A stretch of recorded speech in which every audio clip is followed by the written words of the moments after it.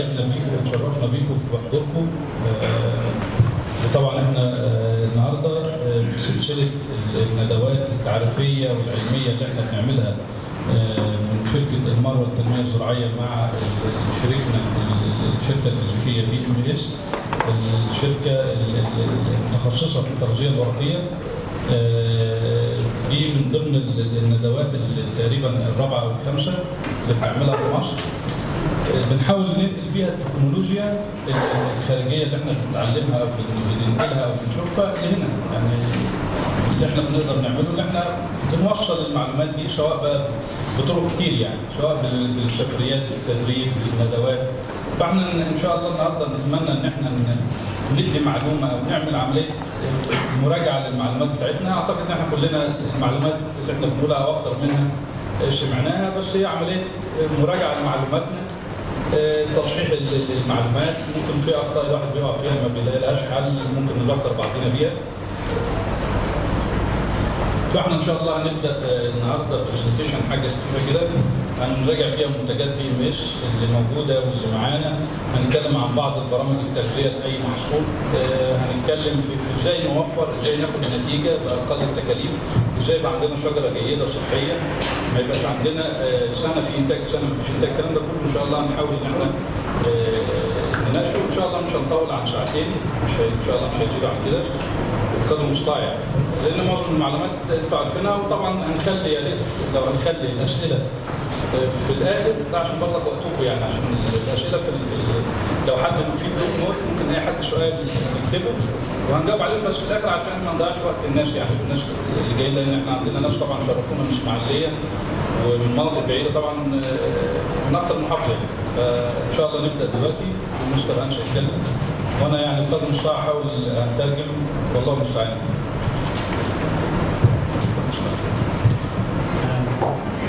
Hello, good afternoon, everybody. Welcome. Thank you, Mr. Hassam, for the invitation here and for giving me the possibility of giving an explanation about BMS. هو طبعا بيقول لكم مساء الخير، وهو طبعا سعيد باللقاء ده وسعيد بالتعاون بيننا وبينه، باللقاء اللي اتاح لينا ان احنا نتقابل مع بعض ونتكلم فيه. هو واحد بس، فانا هحاول اعلي صوتي يعني. So in this presentation, I'm going to try to explain what BMS does, what the quality of the products is, and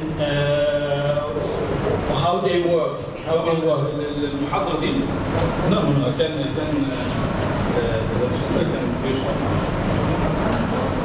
المحاضرة طبعا هنتكلم فيها عن BMS، منتجات BMS.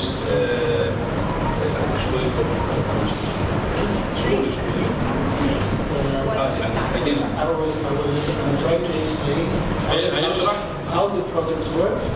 المنتجات، كيفية عمل منتجات BMS.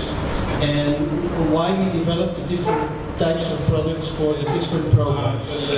معظم المحاصيل المختلفة مع البرامج المختلفة للتغذية الورقية. عموما شركة BMS كل إنتاجها يعني 99% من المنتجات كلها تغذية ورقية، هم متخصصين في كده، حاجات بسيطة. BMS wants to have a solution for all the nutritional problems that a plant might have. هم بيشتغلوا في حلول للنباتات، حلول لمشاكل النباتات كل المحاصيل، بالذات الحاجات التربات يعني الارض القديمه والحاجات. That's why we have different type of products, more specific problems to treat deficiencies. مع اختلاف المحاصيل، مع اختلاف اعراض المشاكل او كده. But also some more general products to stimulate growth and stimulate production. To stimulate, increase production, يعني زيادة الإنتاج and quality also. زيادة الإنتاج والجودة معا. Yeah.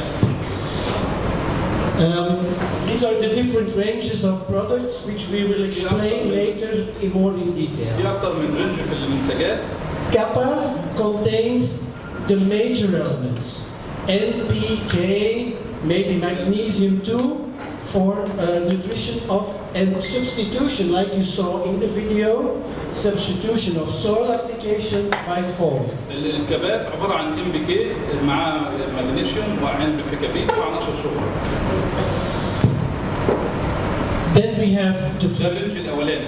the fructose. الرنج اللي احنا بنتكلم عليه اللي هو مع المروه للتنميه الزراعيه. Which contains a little bit of NPK but a lot of micronutrients, a very high concentration of micronutrients. اللي هو الرنج الثاني اللي هو الرنج بتاع الفركتول فيه NPK بس بنسب اقل شويه بس غني جدا بالعناصر الصغرى والعناصر اللي هي الثانويه المتوسطه يعني. Main objective of fructose is increase production and quality. الفركتول بيساعد في زياده الانتاج والجوده نفسها. Sometimes the plant has deficiencies and then we need to treat with the specific element, like for example prima fer for iron, hadid, prima cal for calcium, and Mr. Hossam hopefully inshallah will have soon also prima zinc, prima manganese for these specific elements. طبعا الرنج اللي هو الثالث اللي هو الرنج البريمة عموما الرنج البريمة احنا دي منتجات بتشتغل على في التغذية عموما مهمة بالاضافة للمشاكل لو في نقص عناصر في اي مشاكل في النباتات. طبعا احنا المتاح او اللي موجود حاليا في مصر حاليا البريما كالسيوم مخلف بنسبه 80% والبريما فير كلهم مخلفين باكثر من ماده تخدير. دول بالنسبه في طبعا في بريما بور في بريما نحاس في حاجه ابرول يعني في مجموعه من البريما رينج البريما لسه في تقريبا حوالي 4 أو 5 منتجات في منهم متسجل وان شاء الله ممكن تبقى المنتجات دي موجوده على نهايه السنه. Then hopefully also we will have soon 2 new products like Hiberol, like Vienna, which are very specific products. Vienna is made for the treatment of seeds, and Hiberol is a combination of boron and zinc, especially for fruit production. الهيبرول ده عباره عن زنك ومنجنيز هيبرول. boron and zinc. boron and zinc بالاضافه للالجا وده مهم جدا يعني في توازن بيعمل بالانس وتوازن في التغذيه ومهم جدا للفواكه عموما ده بالنسبه للمحاصيل وللجذور تنشيط الجذور في امينو اسيد. Our biggest markets, but Spain also very important. Then afterwards, now since recently we are also present in Germany, and then Greece, Israel, Egypt, and then in the rest of the world we are in the United States, Suriname is this country, Brazil, naturally Europe, and also New Zealand. Holland also, yes. Belgium, Holland, yes. Okay. Just a couple of pictures of the factory. طبعا دي صوره من المصنع ومعظم اللي سافروا يعني معانا من حضور كتير اللي سافروا شافوا المصنع. The reason why I put these pictures of the factory is to indicate that BMS makes all the products themselves. This is not like just we buy chelating agent and we just make a mixture. No, we make the chelates ourselves. We make the chelates, we produce the chelates ourselves.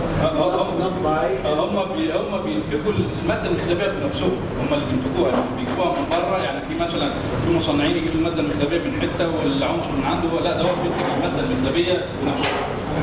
Like in this part, these are the reactors where we make the chelates of the different micronutrients. الجزء ده هو اللي بيعمل المواد المخلبيه وخاصه بالعناصر الصغرى. More pictures of this of the factory. Packing. الباكينج اللي قبلها كانت خزانات للمنتجات الخزانات دي ضد الاحماض كمان. Also packing. للبودر. Obviously, we also have recently installed a laboratory for quality control. الجودة حتى الجودة يعرفها وبيبدأ يخزن كل اللي لمدة 10 سنين ينمو كل حاجة عنده عينة من أي صادر ليه عينه موجوده ليا ولاي دوله في العالم او لمصر واي دوله في العالم، بالدم من لوت بيبقى موجود ل 10 سنين، ما بيعدوش الا بعد 10 سنين. We've also the certification of ISO 9000. Yes. So, okay, now we go to the most important subject of the afternoon. A plant. When we talk about plant nutrition, what is important is not to think only about NPK.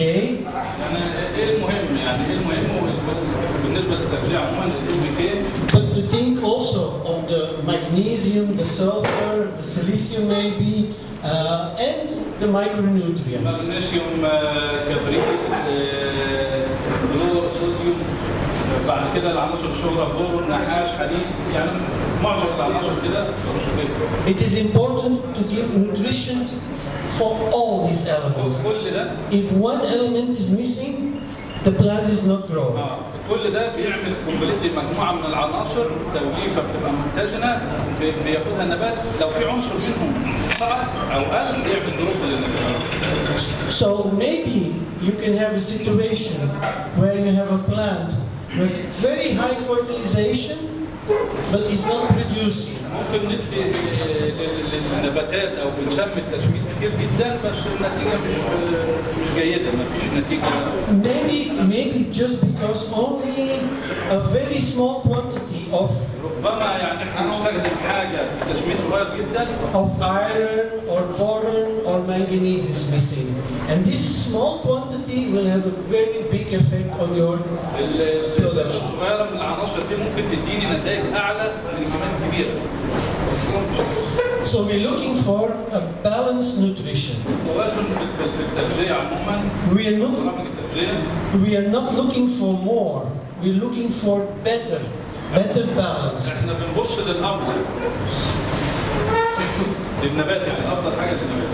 We want, obviously, to increase our yield, obviously, but also better quality. And what is very important, when your plant is healthy, you have less disease, so you have less costs of pesticides. احنا محتاجين انتاج جيد، ورق جيد، انتاج محصول كبير كتير، شجر صحته كويسه او محاصيل صحتها كويسه، ويكون اقتصادي في التكلفه برضه، يعني في الاخر لو خدت ده ممكن اعملها اقتصاديه.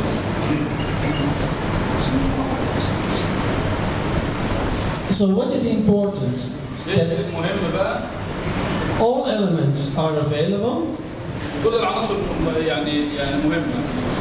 In sufficient quantities. It needs to absorb it continuously, and at any time of the cycle, the plant needs to be able to absorb these quantities. يعني العناصر طبعا لما بتبقى متاحه وموجوده والنبات يكون النبات يحتاجها وقت معين، مش بيحتاج حاجه ومش متاحه. Okay, and then we have a balanced nutrition. As you can see, if we look to the composition of a plant, 94% is carbon, oxygen, or hydrogen. التركيزات اللي في النبات 94% كربون. This comes out of the air or the water.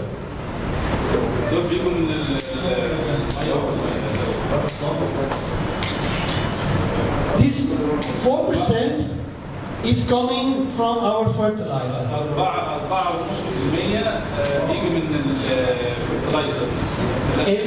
NPK, traditional fertilizer. Then calcium, magnesium, and sulfur. This is only 1%, 1.5%. دول بيجوا من العناصر الصغرى، كالسيوم، مغنيسيوم، سلفات، حديد، زيت، مغنيسيوم، جلوبيدينام، كوبر، نحاس، يعني دول اللي هم 1.4 1.4 الكالسيوم والمغنيسيوم والسلفر. So very small quantities these plants need of micronutrients, but they are very essential, and they will have a big influence on our productivity. هو بيحتاج نسبة صغيرة اللي هي 8 من المغنيسيوم والحديد والزنك والبورون، العناصر الصغرى دي، بس هم نسبة صغيرة، بس هي لها تأثير مهم في الزرع، اللي هي تأثير مهم جدا. As you can see here in this graph, we see concentration in the plant تركيزات في النبات of any nutrient, any nutrient, also micronutrient. Here, very concentration, very low, we have symptoms of deficiency. We see the deficiency. هنا مرحلة تركيز قليل. Obviously, we need to apply our micronutrient here. A little bit better available for the plant, a higher concentration. الجزء ده بيبقى فيه نبات جيد وفي حالة كويسة. At this moment, we don't have any deficiency symptoms. We think the plant is very healthy. زي في المرحلة دي في حالة النبات أو التغذية النبات صحته كويسة لونه كويس. But we are not producing well because we are losing 5 to 10% of our productivity. So 5 to 10. من 5 ل 10% اللي هم النشاط اللي ما بينهم 5 to 10%. نقص يا باشمهندس حسام، نقص 5 ل 10% من الانتاجيه. الانتاجيه مع Yes, what? 5 ل 10%. So you lose quantity of production, although visually your plant is very healthy. With products like fructose, where you apply a mixture of micronutrients on healthy plants, you can increase your productivity. You can increase your yield. This is why fructose at this moment is very important and will give you good result.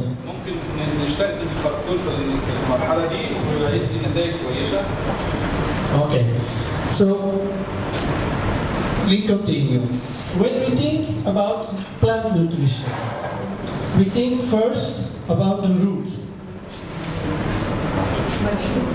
When we think about plant nutrition, we think first about the root. هنا بنتكلم عن الامتصاص And the soil, the root and the soil. امتصاص المجموعة جزء من التربة. Yes.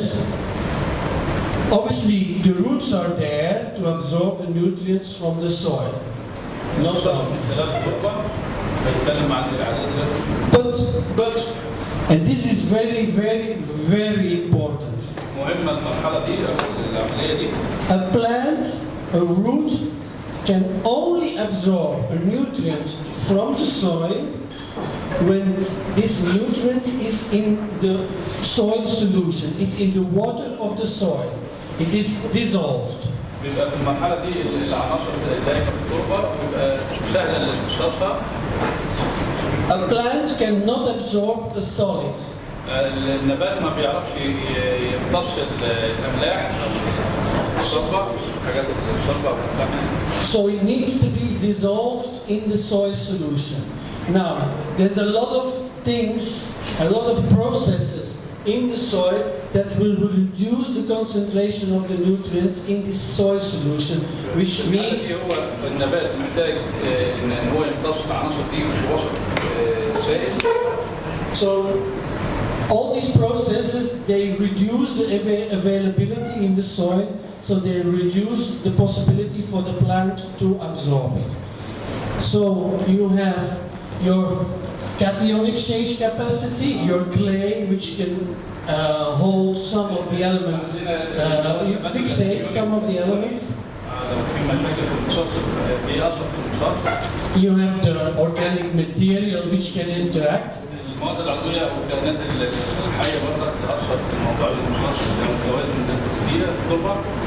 The organic material can have positive as negative influence, can sometimes increase the availability and sometimes decrease.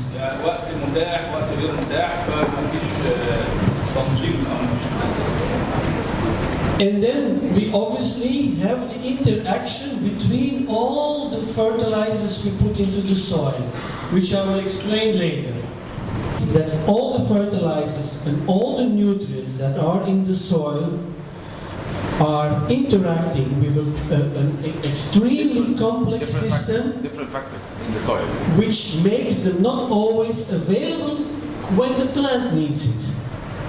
هي الفلسفه هنا ببساطه يا شباب ان امتصاص العناصر بيتم على ده الملح دايب في ميه. فهو هنا بيتكلم ان في عوامل كتيره جدا بتاثر على اذابه هذه العناصر ومدى قابليتها للامتصاص عن طريق النبات. زي الماده العضويه لو زادت بتاثر، لو قلت بتاثر، لو في اللي هي سعه تبادليه في الارض بتاثر، عناصر الصغرى موجوده ازاي بنسبتها ازاي، فكل ده بيأثر.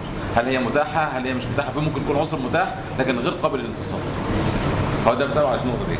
يس. Sorry for interrupting. No, if it's an explanation, it's good.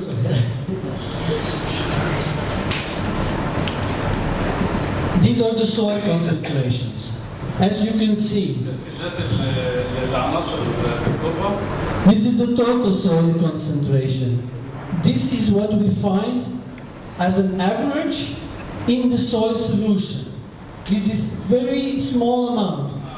يعني ده اللي هو التركيز اللي هو بيبقى السيد او اللي بيحتاجه النبات او السيد، وده التوتال اللي موجود.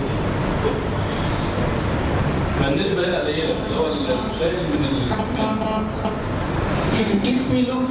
If we take these amounts and we calculate the amount in kilos or in grams per hectare, which is in that nutrient solution, in that soil solution, then we see this is the total amount, this is the amount in the solution, and compared to what a plant or a fruit tree might need.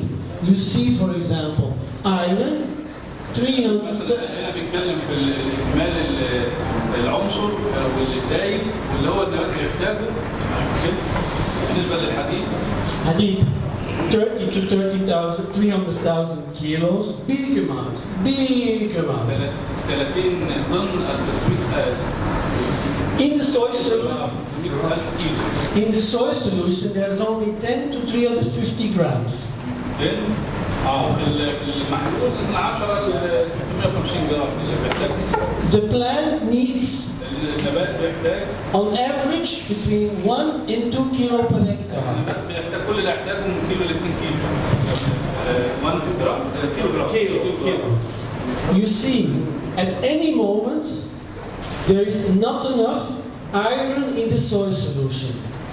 This is not enough for what the plant needs. This is more than what the plant needs.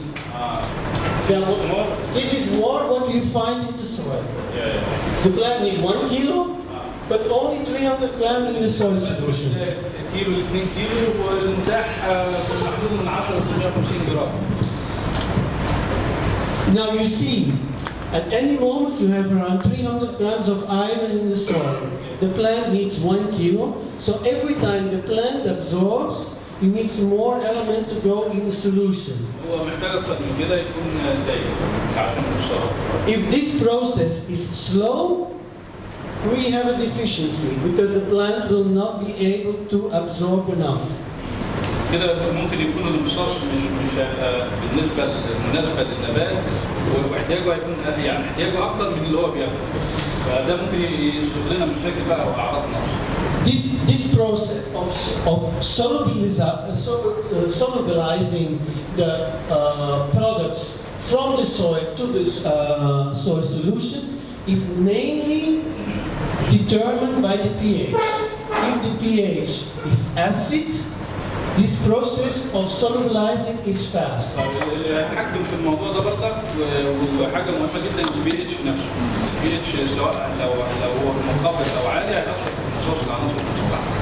If the pH is high, this process of solubilizing is very slow.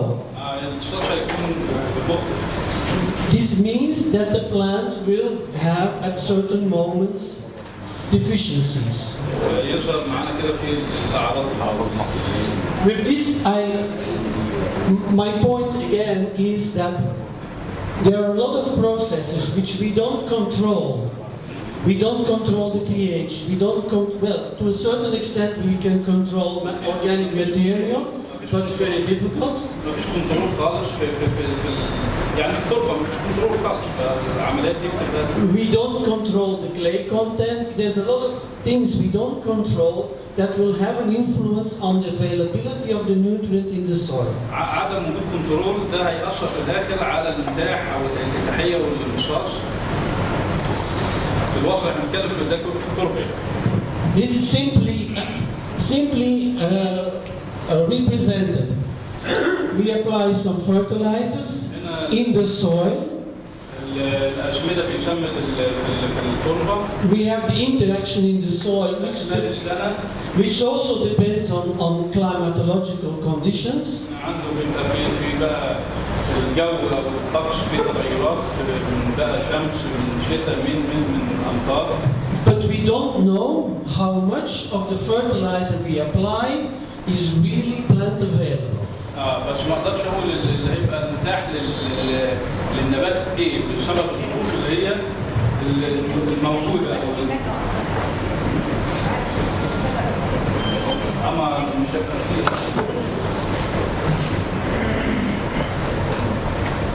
This is all what can happen with the fertilizer when we apply it to the soil.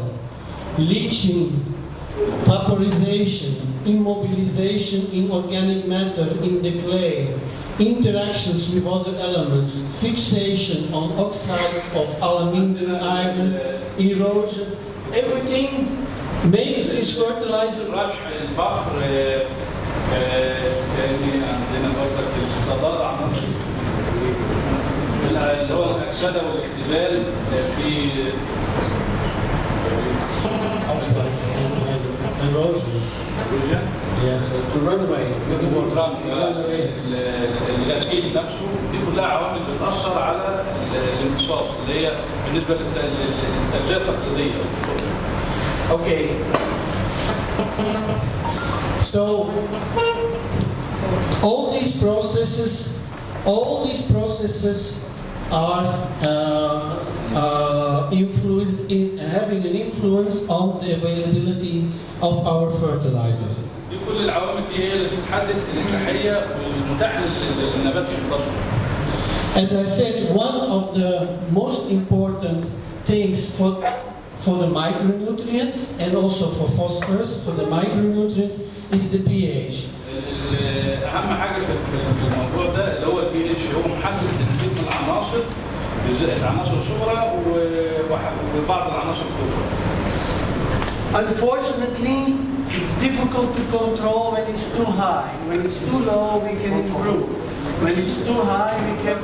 الpH بصفة عامة ما نقدرش نعمل عليه كنترول وهو بيحدد معايا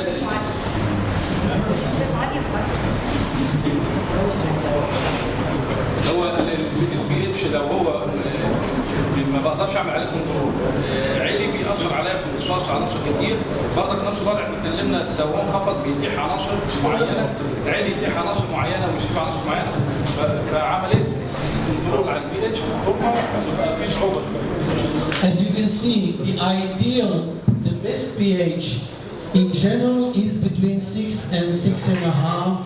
So slightly acid pH is the best for the availability of all nutrients.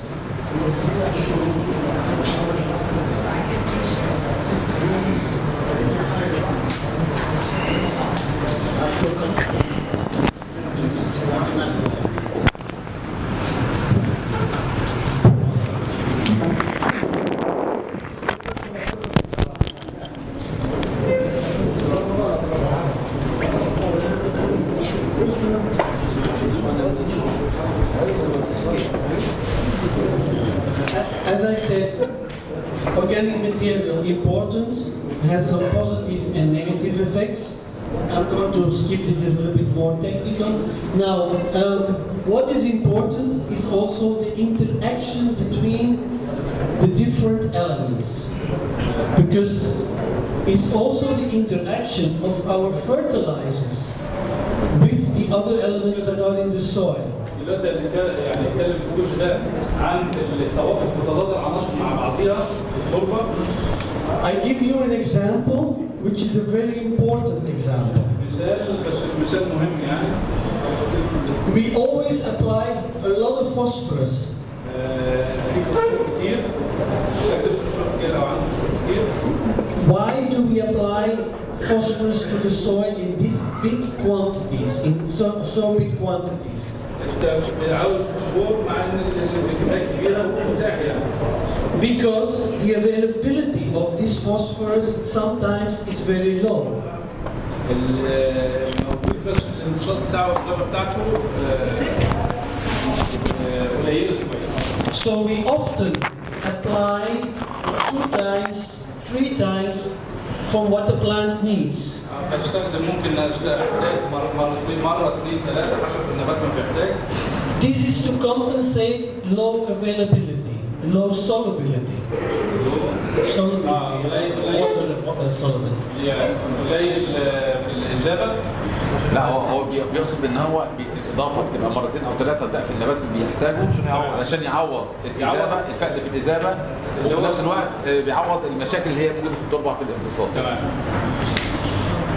Now, these high applications of phosphorus over the years, maybe not in 1 year, maybe not 2 years, but over the years, will create an accumulation of phosphorus in our soils and will have to have a negative effect on the availability of some other elements, like in first of all zinc.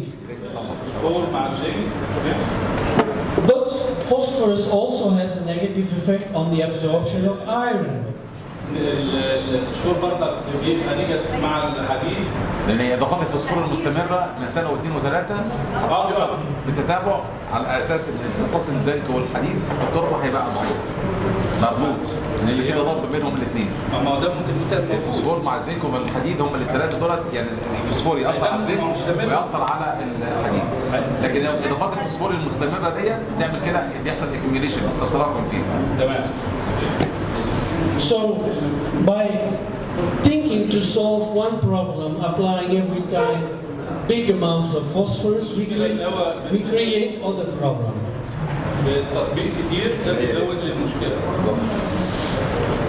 This can be also for example, potassium. If we apply high quantities of potassium, we might create deficiencies of magnesium, calcium. Calcium and magnesium. Yes.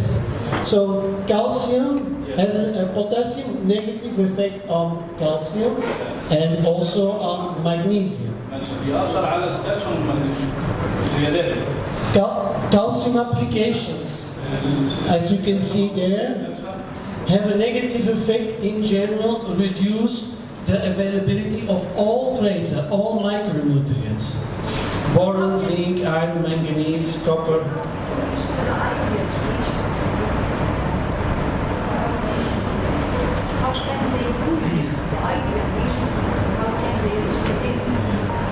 The ideal ratio obviously depends on your soil concentration, soil quality, type of soil. The soil, the potassium level in the soil needs to be in function of the type of soil you are. Clay soils obviously need another concentration than, for example, sandy soils.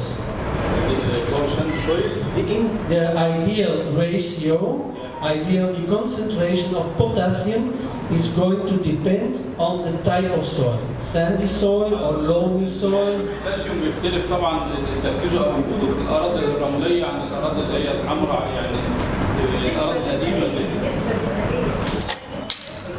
ده بيعتمد على ايه؟ هل هي رمليه، هي طينيه، نوع التربه؟ تختلف نوع التربه ياثر على تواجد نسبه البوتاسيوم.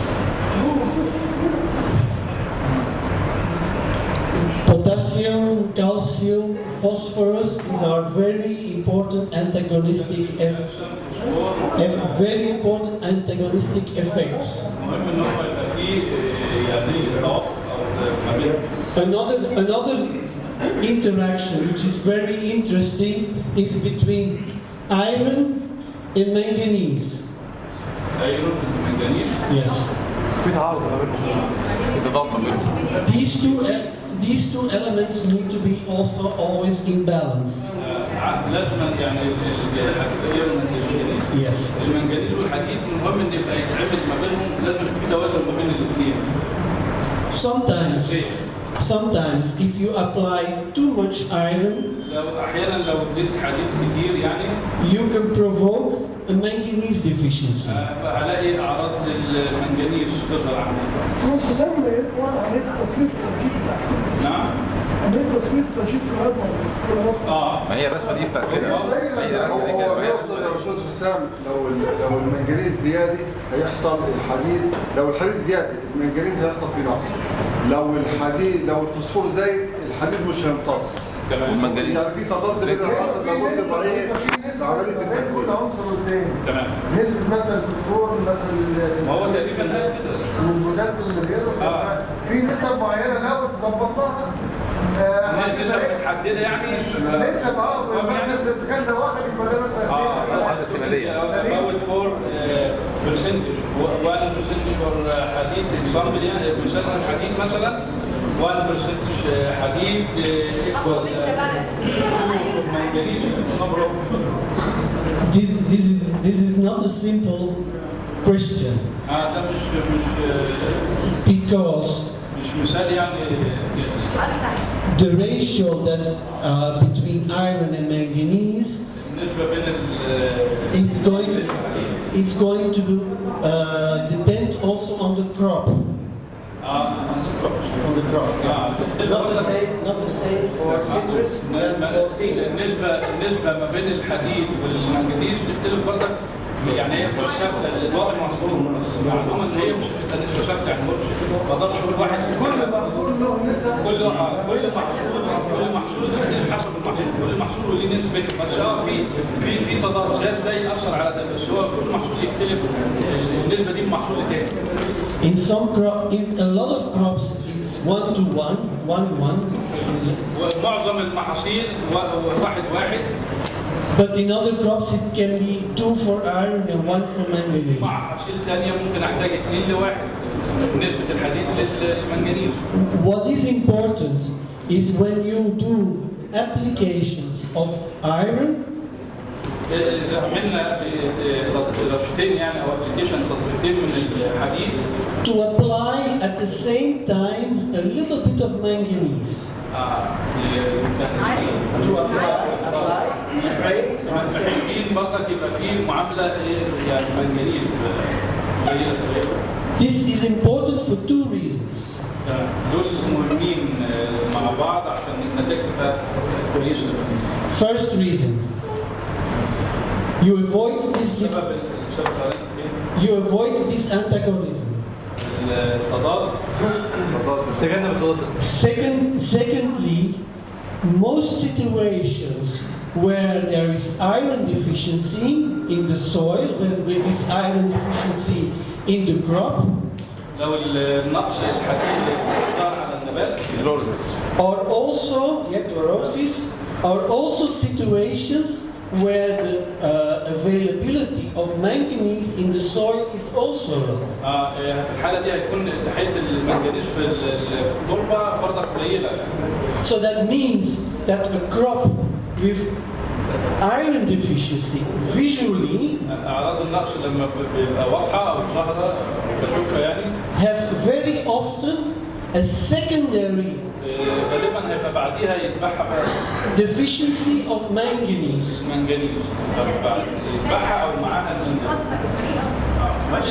So if you apply the 2 elements together, you're going to avoid the antagonistic effect and you're going to at the same time treat the secondary deficiency already.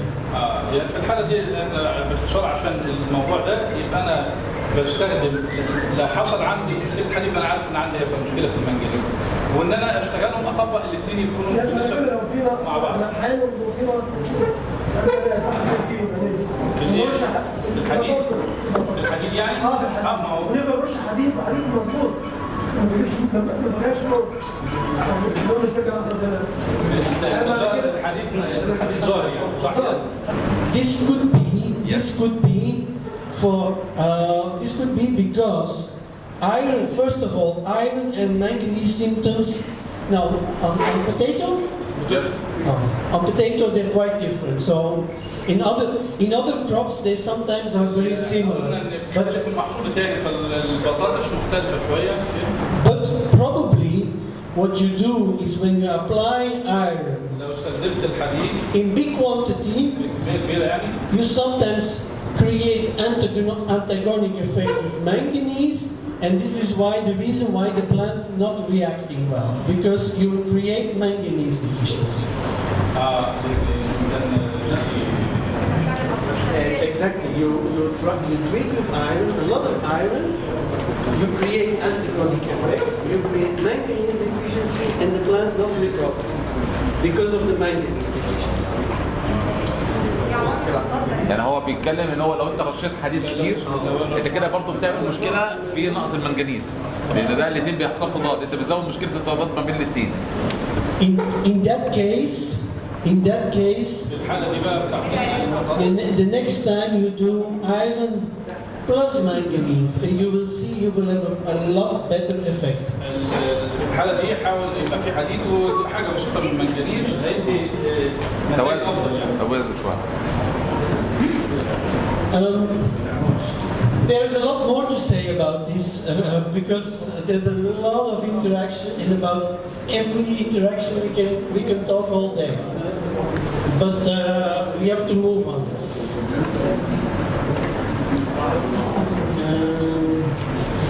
Okay. We saw that with applications of fertilizer in the soil, we have a lot of problems. في الحالة دي احنا وصلنا ان هو التغذية عن طريق التربة او عن طريق مجموعة فيها مشاكل كتير. Because the availability is not always as we want it. أولا عناصر مش متاحة. And what is very important, it's not always at the right moment the plant needs it. فالعناصر مش متاحة في الوقت اللي كمان النبات بيحتاجه، يعني اللي هو عاوزه النبات عاوزه في الوقت ده فمش متاح بالنسبة له. So, what can we do to improve the situation? اللي احنا نقدر نعمله في الحالة دي. There is two things that we will propose. حاجتين أو طريقتين.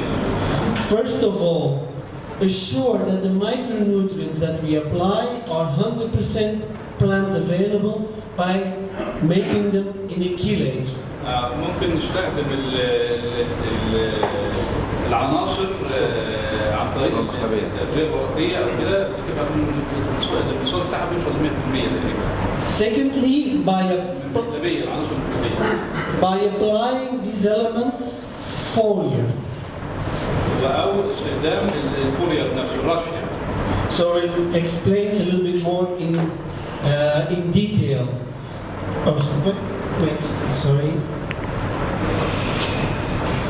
These are the main advantages of foliar fertilization. You apply them on the leaves, so you apply them directly where the plant needs them.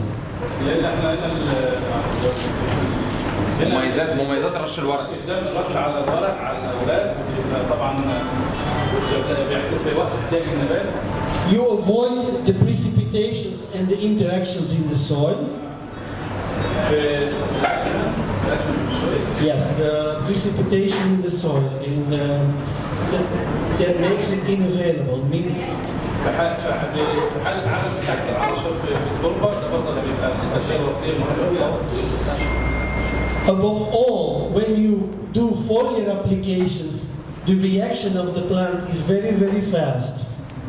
التغذية الورقية سريعة جدا بتوصل النبات بسرعة. And we will also see, and we'll also explain later, that when you do foliar applications, you improve the growth of the plant completely, also from the roots. التغذية في الحالة دي عن طريق التغذية الورقية بيحفز النبات المجموع الجذري بتاع النبات ان هو ينشط ويمتص عناصر التربة صحي يعني. The other solution, part of the solution, is the formation of the chelates. what is the objective? The objective of the chelates is first of all to maintain these nutrients soluble. Soluble, water soluble. In water. Yes. في الحالة دي التغذية الورقية بيبقى العناصر متاحة سايلة يعني سايبة. The advantage also from these chelated micronutrients is that you can improve the absorption and the translocation. It's not only absorption but also translocation. That means that your element that you applied is systemic in your plant. It moves in the plant up and down. الامتصاص وانتقال العناصر، الامتصاص كويس وانتقال العناصر داخل النبات كويس. Let's go a little bit more in detail. If we look to micronutrients, we can have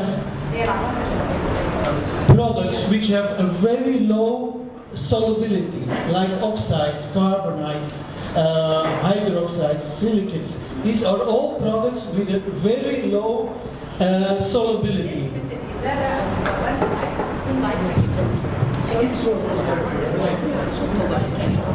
لو بصينا على العناصر دي بتكون الكربونات والهيدروكسيد الاكسيدات كل دي بتكون نسبة الذوبان بتاعها ضعيفة.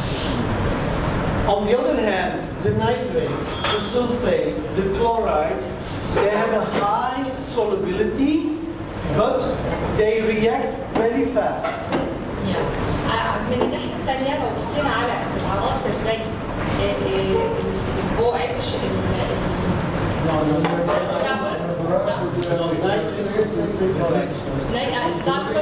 السلفرز الكلوريدات الكبريتات النيترات كل دي عناصر بتكون ذوبانها سريع جدا لكن في نفس الوقت امتصاصها عشان هي ملح. For example, they can react with the hydroxides. They can react with phosphorus, for example, and with carbonates, for example. If they react and they precipitate, if they react and precipitate, they become insoluble. They become insoluble. Yes, بتكون في الحالة دي غير قابلة للذوبان. If insoluble, not available for the plant. وبالتالي بتكون ما فيهاش عديمة الجدوى بالنسبة للنبات، كأنها مش موجودة. So how can we maintain these micronutrients soluble? ازاي نحافظ على خاصية الذوبان أو قدرة العناصر دي على الذوبان؟ ازاي نوصلها لدرجة عالية من قدرة على الذوبان؟ How can we? This is just a definition of the chelates. I'm going to pass. This is better to understand. Yes. A chelate is an association. المخلب A chelate is an association.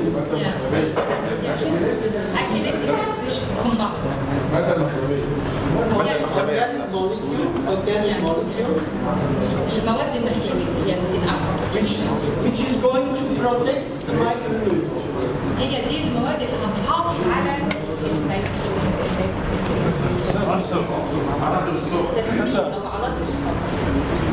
So that this micronutrient cannot react anymore and it cannot precipitate anymore. وبالتالي العناصر دي مش ممكن هتتفاعل او هناخد منها اي فايده. And it stays soluble in available for the plant. إذا كانت قدرتها على الذوبان مش ممكن، لازم في قدرة للذوبان.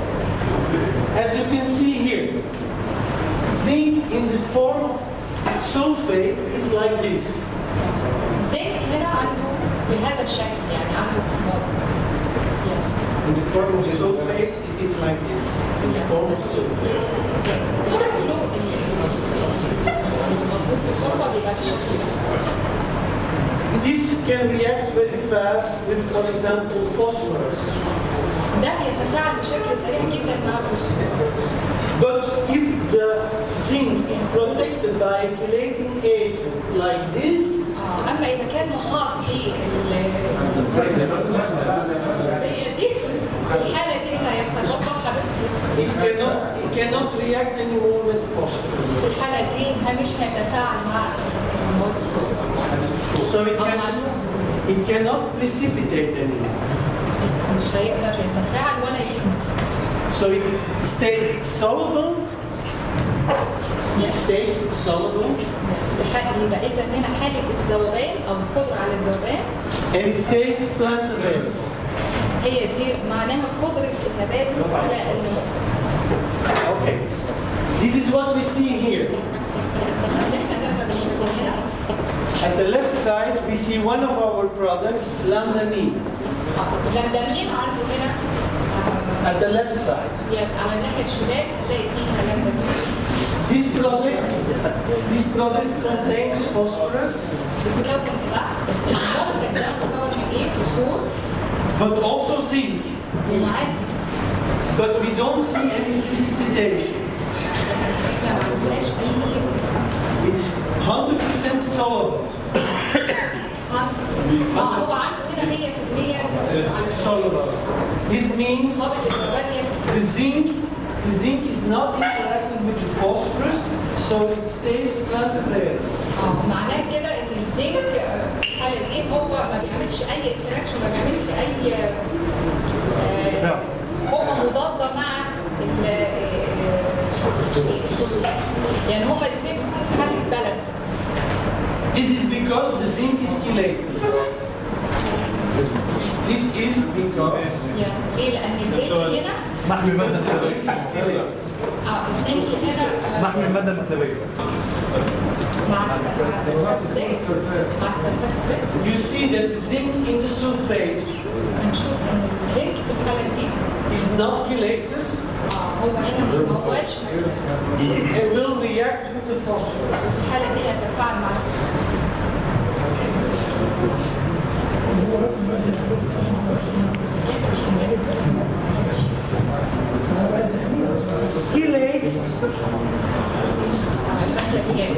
Chelates are often used in nature to keep elements soluble. المخلبيات بتخلي العنصر دايما في حاله ذوبان او مقابل للذوبان. As for example, magnesium in the chlorophyll in the plant. زي وجود المغنيسيوم في مادة الكلوروفيل. Also hemoglobin in our blood is an iron chelate. مادة الهيموجلوبين is an iron chelate. زي الموجود في الايرون. Okay. يعني نفس المثال. As I said, a chelate is an association with a micronutrient and an organic molecule. عشان كده المخلبيات تعتبر عنصر اورجانيك عضوي مهم جدا. This association, the strength of this association, الاتحاد ما بين العنصرين دول we can express in, like we call it, stability constants. Okay? نعبر عنه بنسب ثابته. الحديد مثلا لو هو 26%. No.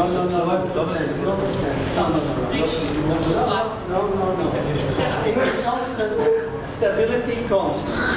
It's a logarithmic.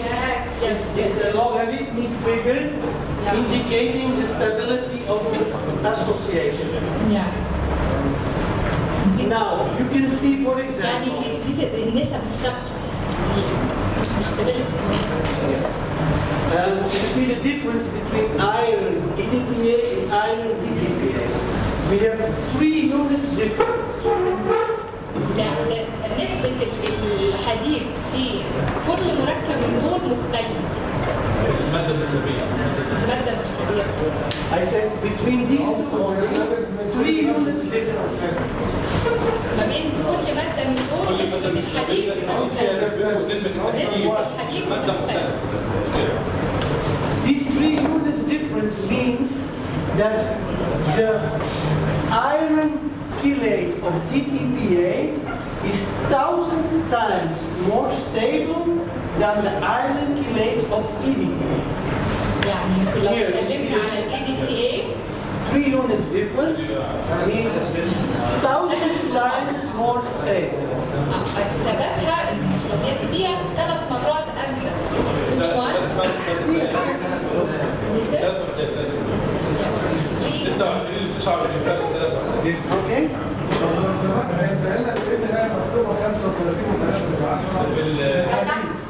وهي دايما في المركبات اللي احنا بنشوفها كلها 6%.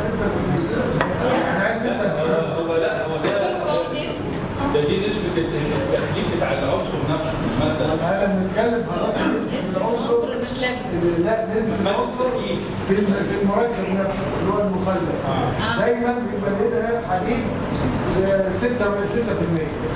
ايه الموضوع؟ هذا اللي 35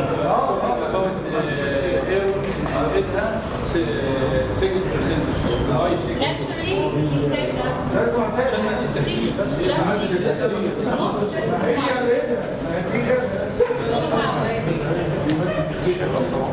Wait. We're talking about EDA, iron, 6%. This is the concentration of the product. This is the concentration. This is not concentration. This is stability of the chelate. الثبات بتاعه الثبات This is going to يعني نسبة الداخليات اللي بتبقى موجودة بصفة مستقرة يعني ثابتة. مثلا في 5% او نسبة ثبات التحليل 29.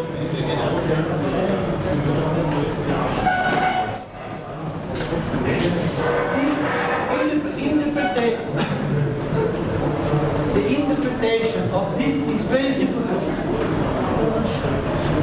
because it depends not only on this, but it depends on concentration, it depends on the other elements in the soil. يعني استخدام بدائل او توكيل ما بين العناصر دي معتمد على depends on what؟ Of the concentration in the soil. على تركيز المادة في المحلول نفسه. And the pH. وعلى نسبة ال pH. And other factors. The balance between the other elements. التوازن ما بين If we use this information now and we put it in a graph, لو حطيناها على رسم بياني كده ونشوف it's a lot easier to understand. يعني هو مش سهل ان احنا نفهمها، لكن هنحاول نشوف على الرسم البياني ازاي عمليه البالانس او التوازن ما بين العناصر دي استخدامها بشكل متوازن. You see that HEDTA for this element zinc is ideal or has had very high stability between 5.5 and like 7. الهيد ده بيكون الاستابيلتي بتاعته اعلى درجه ما بين 5 و 7. من 5 ل 7 بي اتش. ليه بقى؟ بي اتش بيكون ما بين 5 و 7. In alkaline situations with high pH, الحاجز بقى الكحوليات TTPA is the best chelate. الTTPA بيكون what؟ Yes. The best chelate agent. هنا بيكون افضل. في حالة القلاوي العالية بتبقى دي بي تي اي هتبقى اعلى. القلاوي الاعلى. افضل شيء. EDTA, EDTA which is most used, اللي هو بنستخدمه has only an effect at 1 pH at 6.6 هيعمل تأثير قوي وحيد هنا ما بين لما يكون عندي البي اتش ما بين ال 6 وال 7 يعني نقدر نقول 6.5. 6.7. At higher point, at a higher pH, it's not as good. At the lower pH, it's not as good. بمعنى الكلام ان البي اتش استخدمناه بدرجه عاليه بيعمل تاثير سلبي ولو استخدمناه برضه بكميه قليله بيعمل In the products of BMS, you find all three chelating agents. In the products of BMS. في حالة إنتاج البي ام اس You find three chelating agents. هنا بنلاقي المركب الواحد فيه ثلاث مواد مختلفة. By putting these three chelating agents in the same product, لو حطيناهم الثلاثة في نفس المنتج we have the advantage of the three chelating agents, and we have هناخد المزايا بتاعت الثلاث مركبات. And we have a flexibility of the application from very acid to very alkaline. وهنا هنوصل لحالة من التوازن ما بين الحالة الكروية والحالة الهندسية. So we increase يعني التعادل يعني التوازن في الاستخدام يعني أو أفضل استخدام. So we increase the effect of the product with the mixture of the different chelating agents. في الحالة دي احنا بنحسن التأثير أو بنحسن المحصول بتاعنا أو المنتج بتاعنا من خلال التوازن مع البي اتش. Also for foliar application. Foliar application. بالنسبة للفولير اللي هي الرش. This is important. بيكون ده مهم جدا في حالة الفوليرز أو الرش. Because we want that the element not only enters in the plant, احنا مش عايزين العنصر بس يبقى صب على النبات او يرش على النبات بس الميه بسرعه. but it also needs to move in the plant upwards or downwards. لكن عايزين ده يتخلل النبات من اعلى لاسفل. Upwards. Yes. في الاتجاه الاعلى. In the xylem. انزل. Xylem. Yes. Yes. Seven. In the xylem, which is acid. في الحالة دي بيكون حمض. Also in the phloem to nourish our fruits. Also in the في phloem. حالة الإزهار بقى. Which is alkaline.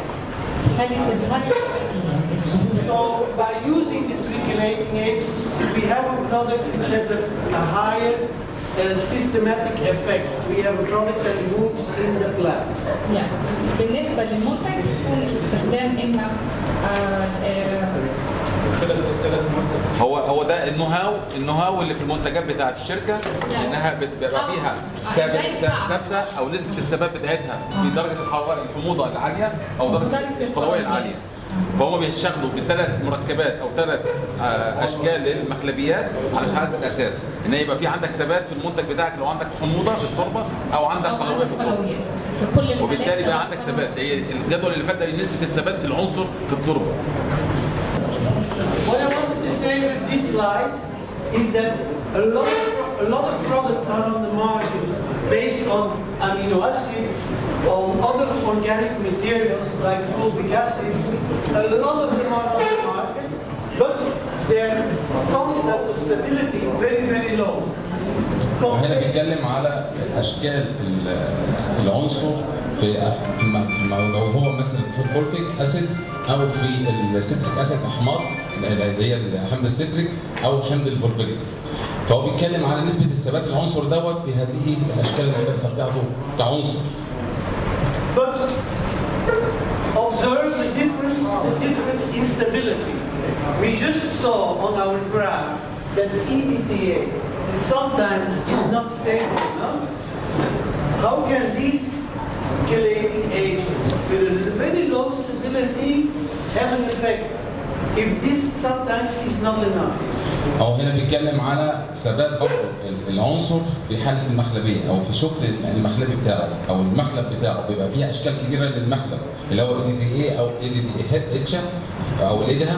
فهو ده بيتكلم فيها ان هي تبقى ازاي تبقى ثابته وهو استفادوا من الحته دي وعملوها تطبيقا على المنتجات بتاعتهم.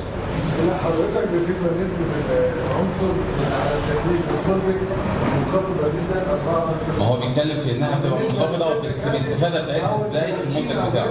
بيبقى العنصر منخفض وبالتالي انت محتاج كميات عاليه شويه. اما في الإيديتا والديرما بتبقى العنصر نسبته اعلى فبيبقى كافي.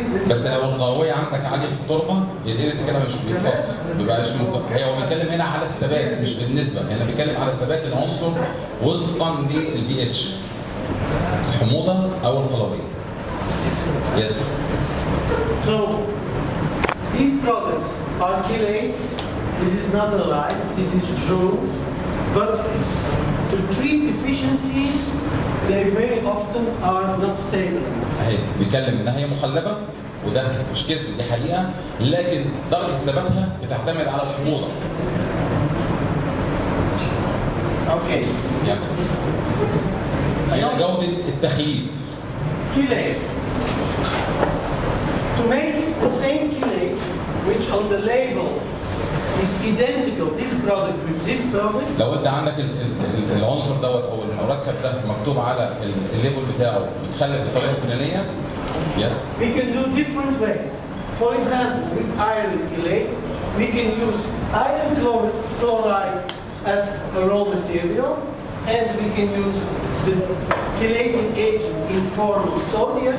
We make a product which contains 50 grams of chelated iron, but it contains more salt than chelate. هنا بيتكلم على شكل المخلب او شكل العنصر وهو الماده الخام بتاعته جايبها منين؟ لو هو من مثلا الحديد بتاعك جايبه من الصوديوم او من الكلوريد، من مصدر الكلوريد او من مصدر الملح اللي هو كلوريد الصوديوم بتاعه. If we make the same product instead of iron chloride, iron sulfate, we have already a product which is better. We still have sodium, but there's no chloride. لو احنا بنشتغل على كلوريد هتلاقي نسبه الكلوريد في الحديد فيها بتبقى اعلى، لكن الكبريتات او السلفات بتبقى افضل لان نسبه الصوديوم بتاعتها بتبقى اقل، والصوديوم طبعا عنصر سام. If finally we use oxide or hydroxide and an acid or ammonium form of the chelating agent, we have a product with no chloride, no sodium, or in this case, sulfate is not a problem.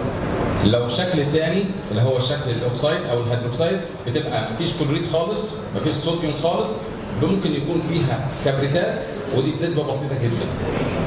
This means a product which is going to provoke less problems at the moment of application. معنى كده ان العنصر دوت هيستخدم باقل مشاكل حسوميه للنبات. In this case, you have more chance of burning. In this case, less chance of burning. في الحاله الاولانيه لو كلوريد هيحصل فيها حرق لما نيجي نرشه، لكن الحاله الاخيره لما تيجي ترشه فوليار ابلكيشن مش هيبقى فيه حرق. I don't have to repeat that all our products are in this category. All the BMS products are in this category. هو بيشتغلوا كل عناصرهم او كل مركباتهم في الحاله الثالثه الاخيره. Okay. Okay. Another big discussion all the time is about boron chelates. اللي هو البورون، تخليب البورون. Again, boron chelates, if you go on internet, you find a lot of information about it. لو انت رحت على الانترنت هتلاقي كافة معلومات عنها كثيرة جدا. But BMS is the only company that has boron chelates for use in agriculture. هم عندهم الشركة الوحيدة اللي في العالم بيعملوا تخليب للبورون ليستخدم في الأدوات الزراعية. This is an example of a boron chelate of a medicine, boromycin. It's a medicine that you can buy in the pharmacy. ده اللي هو الشكل ده اللي هو الأدوية، شغل الأدوية. But you have here boron, you have the organic molecule which protects the boron against secondary reactions. البورون هنا محاط باشكال عضويه عشان يحافظ عليه كعنصر. Okay, also in nature. في الطبيعه او في الوضع الطبيعي بتاعه جايبها من النت، يعني هي الاشكال ديت موجوده على النت على طول. على حسب المحصول ممكن هو يكون نسبه حساسيته لنقص عنصر البورون او مالوش نقص بورون، يعني البورون ما ياثرش فيه. دي نسبه على حسب المحصول ذات نفسه اللي انت بتشتغل عليه. You know, boron is known for little mobility in the plant. هو العنصر البورون هو عنصر ناقل بسيط في النبات، بيحتاجه بنسب بسيطه جدا. This means that the plant needs constant, continuous absorption of boron. عشان كده النبات محتاج استمراريه في امتصاص البورون عشان يحصل نقل الى العناصر الاخرى. امكانيه او اتاحه العنصر البورون في التربه بتختلف على حسب طبيعه التربه عندك. خلي بالكم من نقطه مهمه، ان احنا بنتكلم عن حموضه التربه دي حموضه لحظيه. مفيش تاثير على البي اتش التربه او حموضه التربه لسنوات طويله. احنا بنعتمد على تحميض الوسط الحامضي او الخليج القلوي لحظه الامتصاص او لحظه التثبيت فقط، تبقى دقائق او ساعات او يعني اقل من ساعات كمان. That means if this availability oscillates so strongly, when there's a low availability, very often plants have boron deficiency. في حالة عدم إتاحة العنصر للامتصاص طبعا هتلاقي عندك نقص عنصر أكيد في البورون. Some plants found a solution to this. بعض المحاصيل يعني بيبقى عندها حل للموضوع ده، حل المشكلة دي داخلية. It depends on. They increase the mobility of the boron. itself. Yeah, I'll explain. اوكي، هو هيشرحها. بيقول لك ان بعض المحاصيل اللي احنا بنستخدمها بتبقى عندها قابليه انها تزود حركه البورون في النبات نفسه فيها. هيشرحها ازاي؟ This is a publication of a trial done in the United States. دي تجارب اتعملت في الولايات المتحده الامريكيه. And they observed that some plants are able to make a polyol, they call it complex, but in reality it's a chelate. They are able to make a polyol complex that increases the translocation of these elements. لقوا ان هي البوليول دوت هو عباره عن تركيبه النبات بيخلقها لنفسه، هي دي بتساعد على حركه البورون جوه المحصول دوت. ده اتعملت التجارب ديت اتكررت كذا مره في الولايات المتحده، يعني صعب قوي تلاقي نقص بورون فيه. Because they are able to translocate the boron that is absorbed during periods. عشان عنده القابليه لنقل البورون جوه داخل النبات في المنطقه اللي فيها عايزه بورون. During periods of high availability, they are able to translocate in other periods with low availability. لو انت عندك مرحله من النبات عندك فيها بورون كتير، فبينقلوا للمرحله اللي بعديها اللي عايزه فيها بورون نقص بورون، بس هو عايزه، بس هو في متاح في حته معينه، فبينقله من مكان لمكان داخل النبات ذات نفسه او المحصول نفسه. What the crops is that you mean? They observed it in a lot of fruit crops. المحاصيل اللي هي منتجه للثمار. Mainly trees. التريز يعني الاشجار. Mainly trees. Like citrus, peaches, grapes. Peaches, rosacea, peaches, plums. العائله الورديه كلها اللي هي ذات النواه الحجريه. Now, BMS chelates of boron are also based on polyols. You can see in the label, the boron chelated in the BMS product is with polyols. So it is an imitation of what already happens in هم خدوا الحته ديت وعملوها كوبي بيست للمركب بتاعهم اللي هو البوليول بوليول، هو عملوها التركيبه بتاعتهم خاصه في ده النو هاو بتاعهم في المركب بتاعهم. This makes, and we also tested this. This makes that the boron applied by BMS product enter in the plant and circulate. خلوا ان حركه النبات حركه يعني ايه حلقه مغلقه داخل النبات، البورون موجود بيتنقل من المنطقه اللي هو فيها نسبه عاليه للمنطقه اللي محتاجه بيحصل لها كولينج، تعالى زي اوبر كده يروح رايح لها على طول داخل جوه النبات. To prove this, we did a trial. عشان يوثق ده عملوا تجارب. We took tomato plant. خدوا شجره طماطم. And we treated only a couple of leaves with the product. رشوا بعض الورق بالمركب بتاعهم، بعض الورق مش كل النبات. And then we analyzed the leaves on top and the leaves on the bottom, which didn't receive product. وبعد كده حللوا الورق دوت اللي في القمه الناميه وفي اللي تحت، وده ما ترشش، المنطقه دي ما ترشتش، هم رشوا جزء معين من النبات وخدوا تحليل من ورق تاني ما ترشش.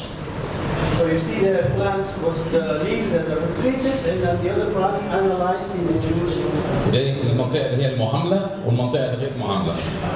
This compared to other boron product which is not. طبعا عملوا تجربه بمركبات اخرى محتويه على البور بنفس نفس التركيبه دي. What is important is above all how fast the boron. This is the boron of Kellogg boron, which is the same boron as in all our products. How fast it translocated compared to the other products. التجربه الاولانيه التجربه اتعملت على بساعات، في اول 8 ساعات لقوا المركب بتاعهم انتشر في النبات بالنسبه للعاليه ديت بعد خلال 8 ساعات. الصفرة قوي ديت ده هو دي ما اتعملتش. الناحيه الثانيه اللي هي البنفسجي دي اتعملت بمركب اخر في بورون، فلقوا النسبه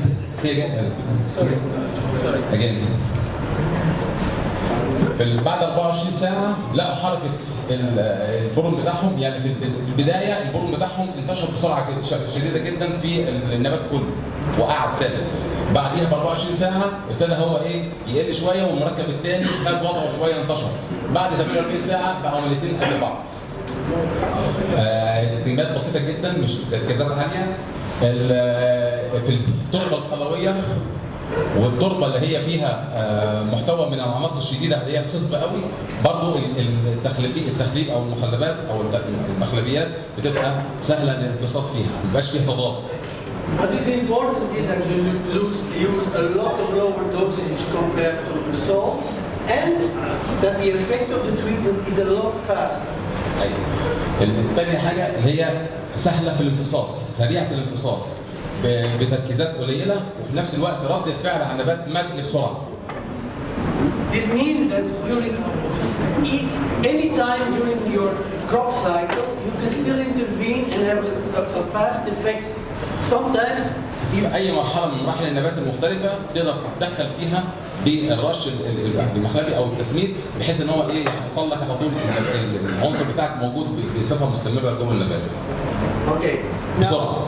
On top, these were general advantages, the advantages of the range of BMS. هو بيتكلم هنا عن فركتول، شلال. All micronutrients are chelated. كل العناصر الصلبة مخلبة.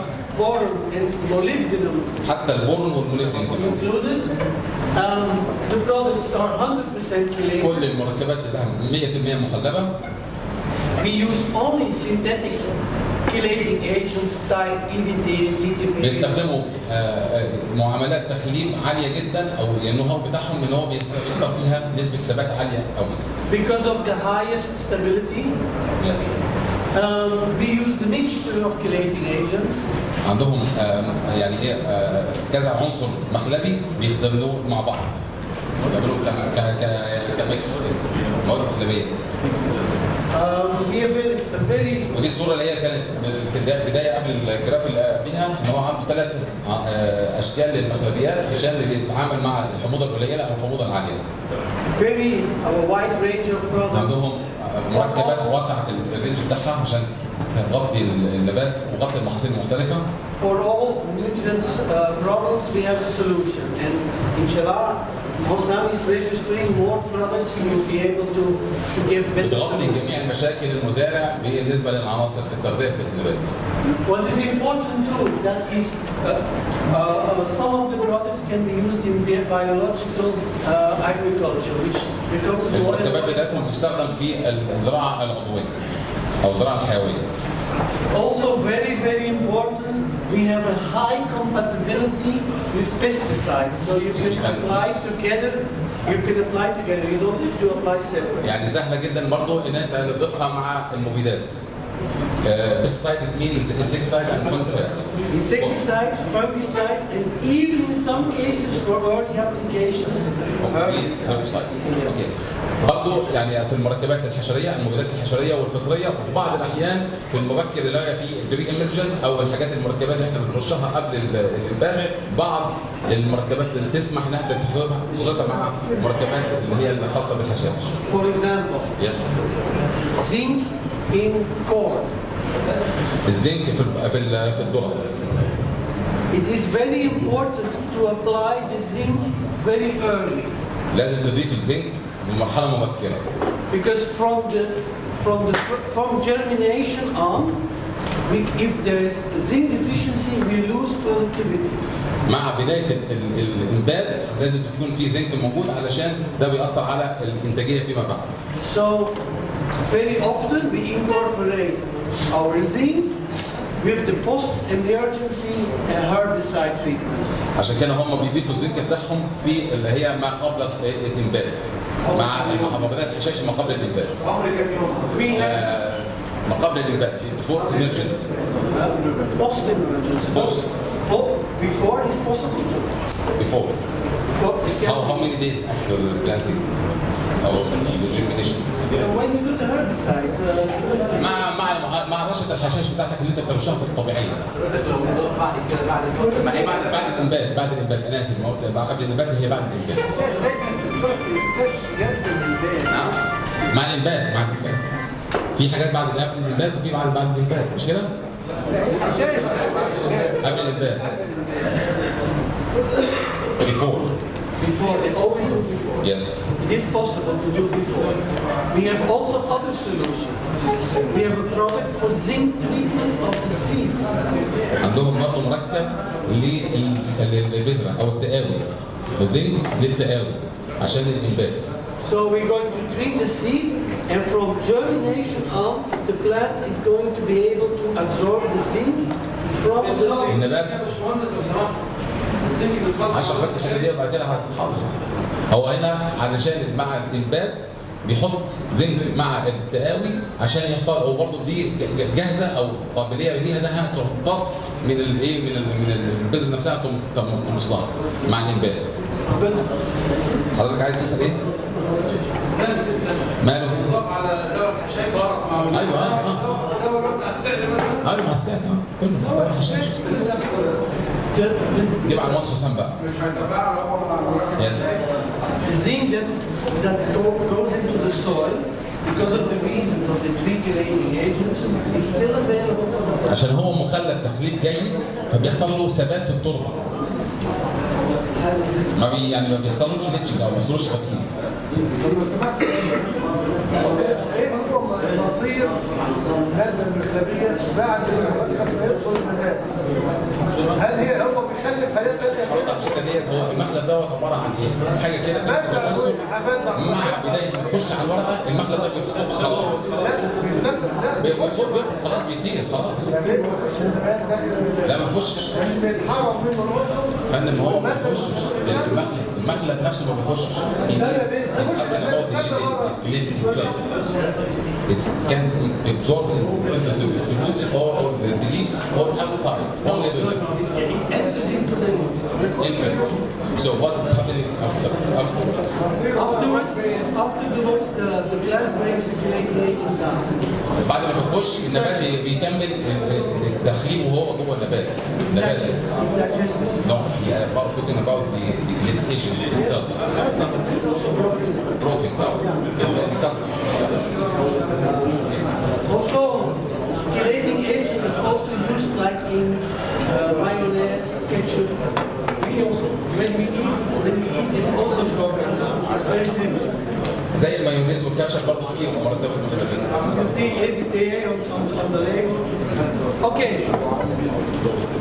Another very important part of our solutions هنا مميزات رش الورق. is to apply the nutrients on the leaf. هو ان انت ترش العنصر او المركب الغذائي على الاوراق. We have been doing trials with the absorption of nutrients. هو عملوا تجارب على الامتصاص بتاع المواد الغذائيه او العناصر الغذائيه. And the capacity of the leaf to absorb nutrients is very, very high. قدرة الورق على الامتصاص عالية جدا. In theoretically, we would be able to apply all nutrients for it. نظريا احنا ممكن نرش جميع العناصر او اضافه جميع العناصر رشه على الورق. Practically, this is not so easy. لكن عمليا ده صعب جدا. Because then you have to do treatments every day. طبعا عشان تعمل كده لازم ترش كل يوم وطبعا دي تكاليف عاليه. But we can nevertheless use this advantage of the capacity of the leaf to absorb to intervene at specific moments. لكن احنا بنستغل النقطه ديت ان هي كفاءه الورق على الامتصاص في مراحل معينه في عمر النبات او عمر المحصول اللي عنده. When there is a stress in the plant, لو يكون في اجهاد على النبات for whatever reasons, we can help the plant. ممكن نساعد النبات. Also, we are able to intervene in very specific moments. ممكن نتدخل في مراحل حرجه جدا لعمر النبات، عمر المحصول. This is very important. مهم جدا. I give you another example. عنده هنا يدينا مثال. Boron is important for the quality of the flower and the formation of the young fruit. البورون يعني معروف ان هو مسؤول عن جوده التزهير والثمار بتاعتها. So if we want to improve the quality of the flower, the quality of the pollen, and the fruit formation, we need to apply the boron just before that. عشان برضه حبوب اللقاح البورون مهم جدا ليها علشان الانقسام والخصوبه والتلقيح التلقيح نفسه. عشان التلقيح فلازم نرشه بدري شويه عشان حبوب اللقاح عشان ما يسمع. If we now apply the boron after flowering, obviously we cannot improve لو رشينا البورون بعد التزهير خلاص كده فقدنا الميزه. So the moment of the application of boron is important. توقيت الرش او توقيت المعامله مهم جدا خاصه في البورون. But we also have to be sure that if we apply it, let's say 2 weeks before flowering, that the plant can absorb it and that it arrives. حتى لو رشناه اسبوعين قبل التزهير لازم نكون متاكدين ان النبات امتص امتصاص جيد. And it arrives in the flower to improve this quality. عشان يسمع يعني اثر على طول على التزهير، مرحله التزهير والتلقيح. For this reason, this fast absorption and translocation is extremely important. عشان كده الامتصاص السريع والنقل داخل النبات مهم جدا. This is what I mean with the fast reaction. Okay? عشان كده رد فعل سريع. بيوضحها بالنهايه ديت. Something we have seen also, and later on I'm going to show you a couple of pictures with foliar applications of with products like fructose, which are very, very complete, NPK plus micronutrients. We observe that the whole plant grows better, including the root system. في الفركتول هم عملوا تجارب برضه ان هم لقوا ان مع الرش الورقي بيحصل يعني منطقه الجذور نفسها المجموع الجذري بيحصل له تحسن. Why? Why? Because you are nourishing the plant with a whole complex auxins and cytokine. There's no auxins in our plant. No, I mean the natural auxins. Yes. And these elements, they circulate in the whole plant, also in the root. حركة الفركتول جوه النبات تبقى جاهزية من الأوراق للسيقان للجذور، فبيحصل عندها انقسام الخلايا، بتخش على انقسام الخلايا، وبالتالي بيعمل مجموع جذر جيد ومجموع خضر جيد. The result is a bigger root system, مجموع جذري ضخم which is able to absorb more water. بيساعد على امتصاص العناصر والميه. Is it able to absorb more nutrients which are in the soil?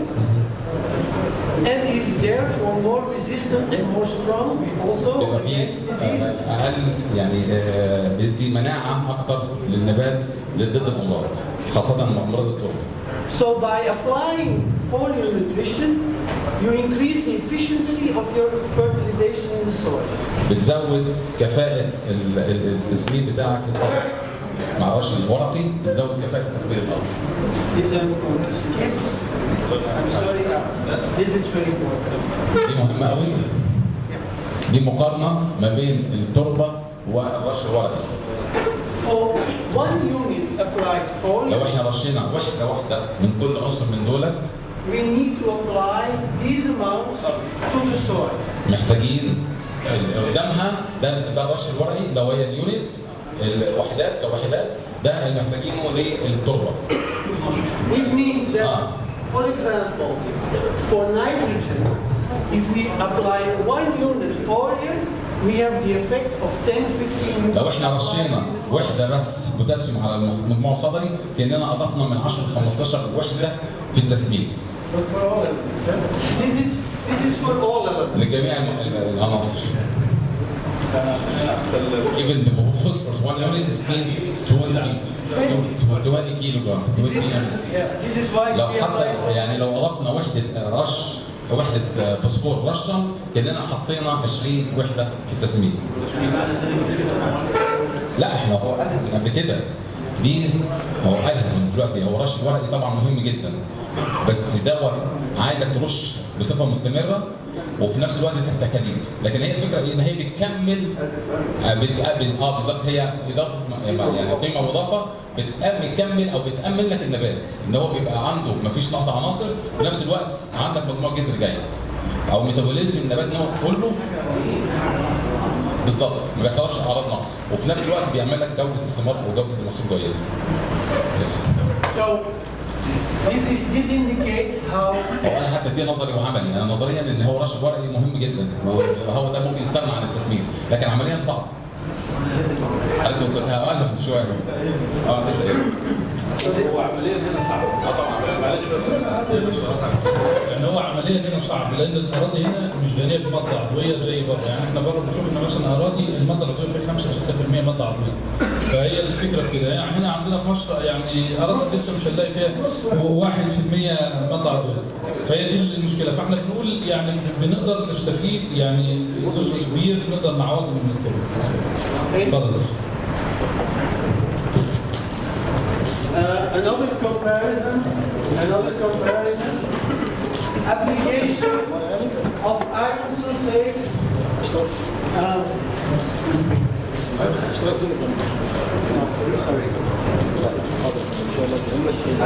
Iron sulfate to the leaf, inchelate applied to leaf. We're going to explain what happens. هو هنا عمل تجربه رش سلفات او كبريتات حديد على الورق مع المركبات اللي هي المخلبه. If we apply iron sulfate to the leaf, 98% stays on the outside. لو انت رشيت كبريتات حديد 98% اللي هي النقاوه بتاعتها بتبقى مغلفه خارج الورق بس. 1% enters into the plant. 1% فقط هو اللي بيخش جوه النبات. In the leaf and 0.08% has translocation to the rest. و8% هو اللي بيتنقل جوه داخل النبات، يبقى 1% بس اللي بيخش عن طريق الورق بيثبت و8% بيخش على النبات كله. In the case of the chelates, لو في المخلبيه مخلب 1 to 2% is on the outside. لو احنا رشينا 1-2% رش هي التركيز بتاعه 72 to 77% من 72 ل 77% هو اللي بيخش جوه الورق is in the leaf سهوله and 20 to 25% من 20 ل 25% بينتقل جوه داخل النبات. This is what we call the translocation. نقل داخل النبات. This is the case for comparison from iron compared to salt, chelate, but it's true for all elements. Manganese, ده مثل يعني هو اللي بيمثل جميع العناصر الملحيه، لو احنا جبنا الملح بتاع العنصر وعملناه هو نفس تقريبا نفس النتيجه. الفرق ما بين المخلب وبين الملح. This we can see here in this graph. ده برضه الامتصاص. Again, comparison of zinc if اشكال الزنك المختلفه. manganese in form of oxide or الاكسيد او الكربونات، كربونات المنجنيز. sulfate. كبريتات، ليبيدا. You see the evolution of each time better absorption. The same for zinc. الامتصاص بتاع كل ملح او كل شكل العنصر ذات نفسه، هو هنا جايب الزنك بس. Oh, sorry. Again, a comparison مصادر عناصر الصغرى. of chloride, nitrate, and sulfate compared to chelate. بالنسبه للكلوريد والنتريت والكبريتات والمخلبيات. You see here clearly what I wanted to say. You see here, look, in the case of the chelate applied foliar, we increase also the concentration in the roots.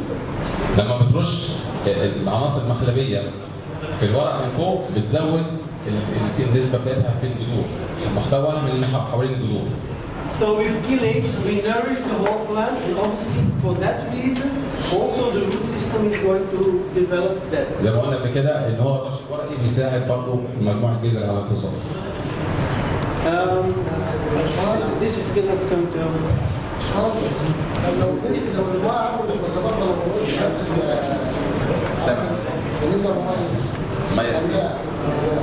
بالنسبه للميه مش عارف في تاثير عليها ولا مش فاهم يعني الميه ملح يعني قصدك؟ ميه ترش ملح يعني؟ سوري. خلي السؤال احسن عن حدود قد ايه الميه بس.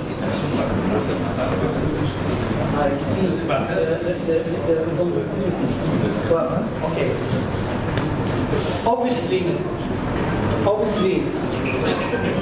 all the products that you put into water, and we have a table of this, all our products in the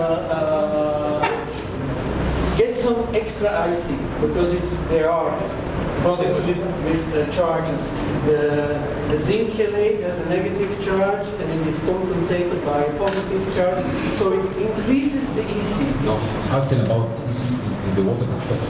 The water itself is Clean water. clear water. Look, if the EC of the clear water is high, that means that there is salts in this water. These salts, depending what the origin is, if it's sodium, then it's bad. If it's calcium, it's not that bad. So it depends on what the type is. وهنا بنتكلم على نوع الملح اللي عندك اللي زودك الملوحه في الميه. انت كده عندك املاح صوديوم عاليه او املاح كربونات عاليه. فلو هو صوديوم عالي دي بتبقى مشكله جامده، لكن لو هو كربونات ممكن نلاقي حلول. Obviously, the higher the EC of your water, and you add on more product, the riskier you have, the higher the risk is for possible burn. But you have to be very high level already. The products of BMS, they don't add an extremely high amount of EC anymore because they don't contain sodium, they don't contain chloride. So in that sense, we try to increase the EC as minimum possible. هو المركبات بتاعته آمنة لحد ما لأنها لا تحتوي على أملاح الصوديوم أو أملاح الكلورايد، عشان كده ما بتعملش حرق، لكن أنت كده ممكن لو أنت استخدمت مركبات أخرى فيها أملاح هتعمل لك حرق على الورق نتيجة للملوحة بتاعتك المية الأساسية، وهي بتزود الملوحة في المحلول الرش بعد كده. أنا بسكيب للسؤال الأول كان في كلام. Okay, this is what we were explaining earlier. This is no fertilization, nothing. This is control. Control, not to the soil, not for.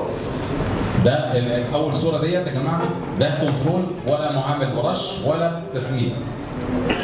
This is the same, but with fertilization to the soil. You see root development very poor. Why? Because the root have all the nutrients very close.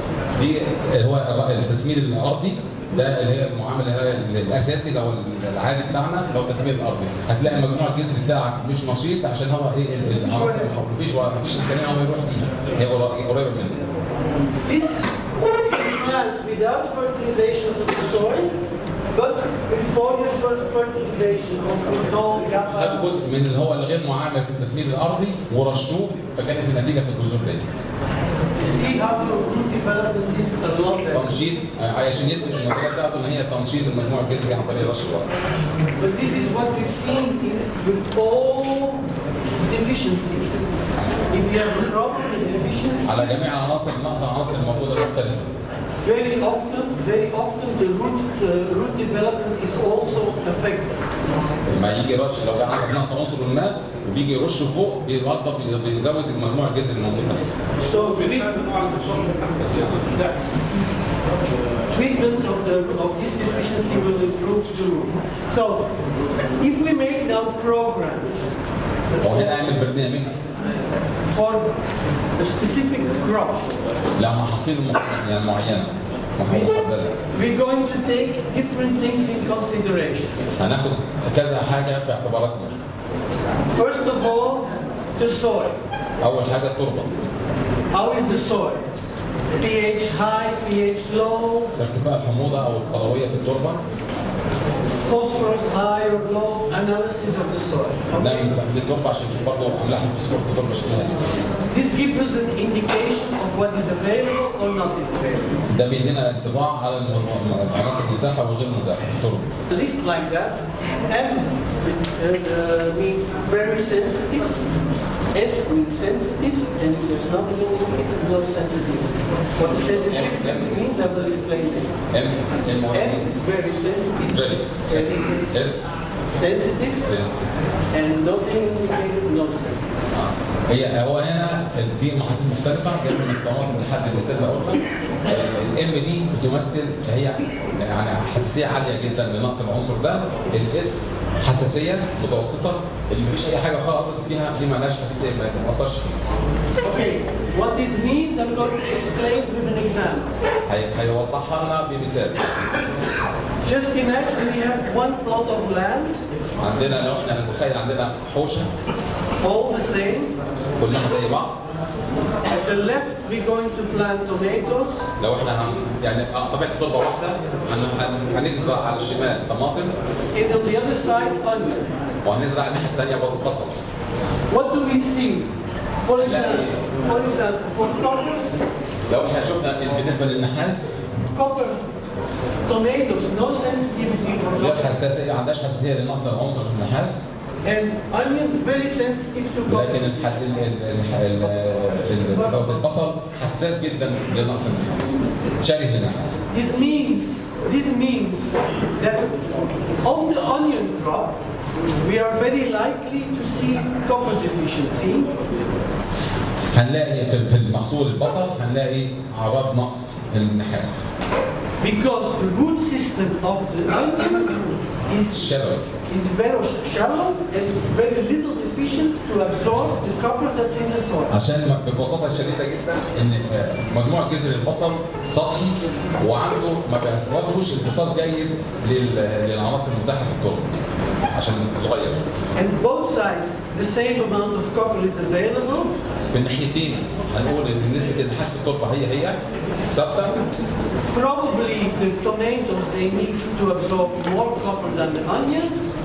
ممكن يكون امتصاص او احتياجات الامتصاص للطماطم اعلى من احتياجات امتصاص البصل للحديد للنحاس لكن but the onions are not able to absorb the little copper they need from the soil because the root is not functioning well. لكن في الحقيقه او في الواقع ان جذر البصل مش قادر يمتص اكتر من طاقته علشان جذره محدود.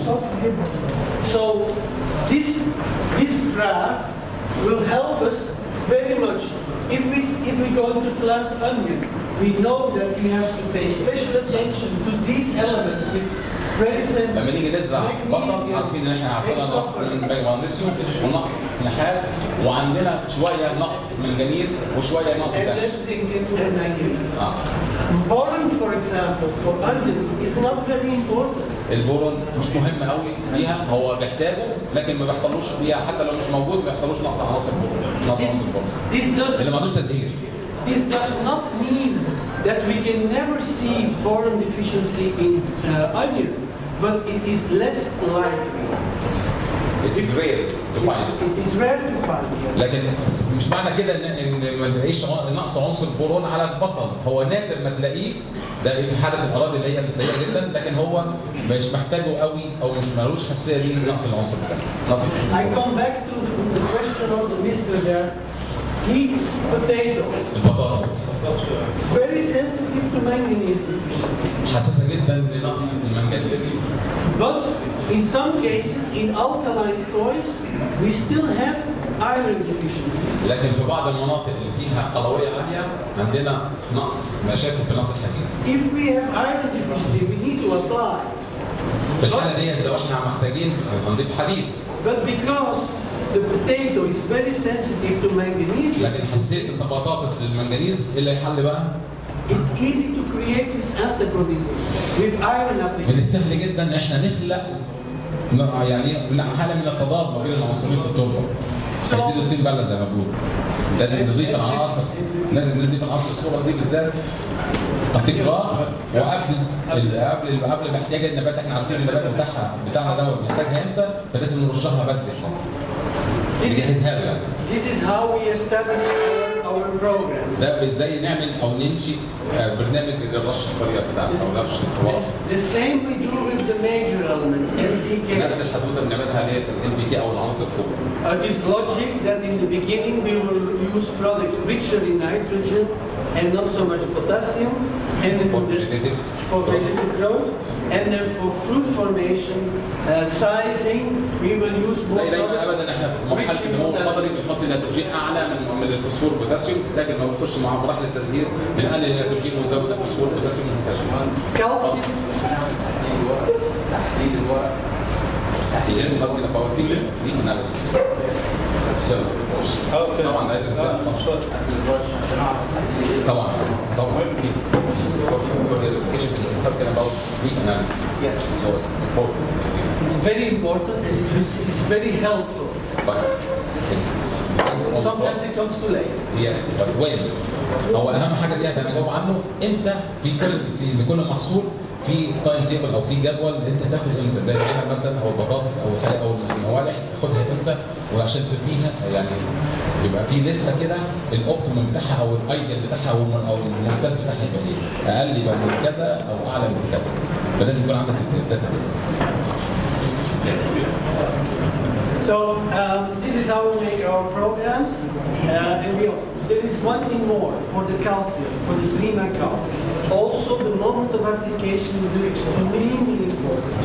برضه في البريماكان بتاعه بيهتم جدا او بينصح رش الكالسيوم، توقيت الرش ذات نفسه مهم جدا. Calcium is essential for the quality of the fruit, of the skin thickness. طبعا الكالسيوم ببساطه هو مسؤول عن جوده الثمار عشان الغلاف او الثمره بتاعتها. And also the hardness of the fruit. وبرضه على صلابه الثمار. Now, the moment of application again essential. Calcium is 95% immobile in the plant. Immobile. Not moving. Yes. Lazy element. Lazy element. هو طبعا الكالسيوم معروف ان هو يعني عنصر بطيء التحرك في النبات. التحرك ببساطه شديده جدا بيتحرك عن طريق الميه. ما بيتحركش اي حاجه خالص. And 95% is in the cell wall. 95% في جذور الخلايا ذات نفسها اللي بتعمل. Because of these two reasons. عشان كده السببين دولت. We need to apply the calcium at the moment the cell walls are formed. This means رش الكالسيوم بيكون ساعة تخليق جذور الخلايا. This means just after fruit set or at the moment of the moment of أو في التزهير أو في تخليق المحوب اللقاح. The cell division of the fruit starts. مع بداية تخليق اللي هي انقسام الخلايا. And at that moment we have to incorporate the calcium in that cell wall. And if you do this with Omnical, which has a good mobility, which arrives where the cell division is, this calcium stays there until the end and increases the quality of the skin, increases the عشان shelf كده لما بنيجي life. نرش مركبات BMS في فحصة اللي هي انقسام الخلايا بيفضل فترة طويلة ومعاك لفترة طويلة كده عشان الثبات بتاع العنصر او ثبات المركب نفسه يبقى طويل. We have done various trials with mode of application of تجارب calcium, كده جدا عشان الموضوع ده. and really, even later treatments have an effect, but the best effect is when you do it at.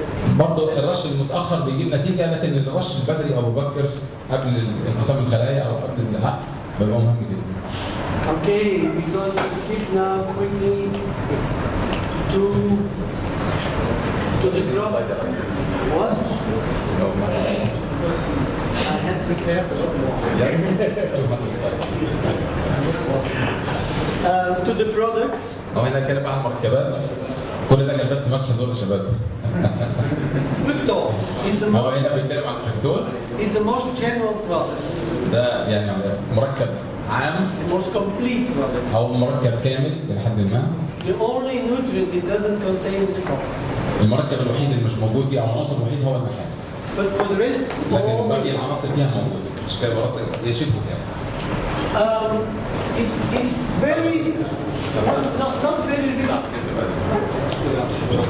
شكرا يا باشمهندس. 5-8-15 aspiration. 5% نيتروجين مقسمه طبعا كده. 4% of magnesium. 4 مغنيسيوم، 15 بوتاسيوم، 8 فوسفور، في كبريت Sulfur, yeah, sulfur is also there. But we are هو مش في برضك كبريت 11% sulfur. 11% كبريت، في بورون. Very important. Very important. البورون هنا مهم ونسبته 2%. في حديد، في منجنيز، في موليبدينم، في زنك. تقريبا الفركتول ده مركب يعتبر الرئيس في الشركه BMS. So very general product for all fruits, for all plants to increase production. كابا في ده بيشتغل كابا في بيشتغل لمراحل النمو الخضري.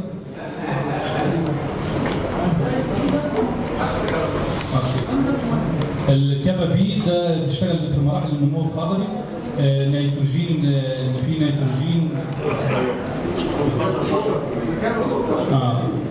في 18% نيتروجين، 12 فوسفور، 27 بوتاسيوم، بالاضافه للبورون والحديد. ده بيشتغل في مراحل النمو الاولى من مراحل سواء الشجر او الخضار.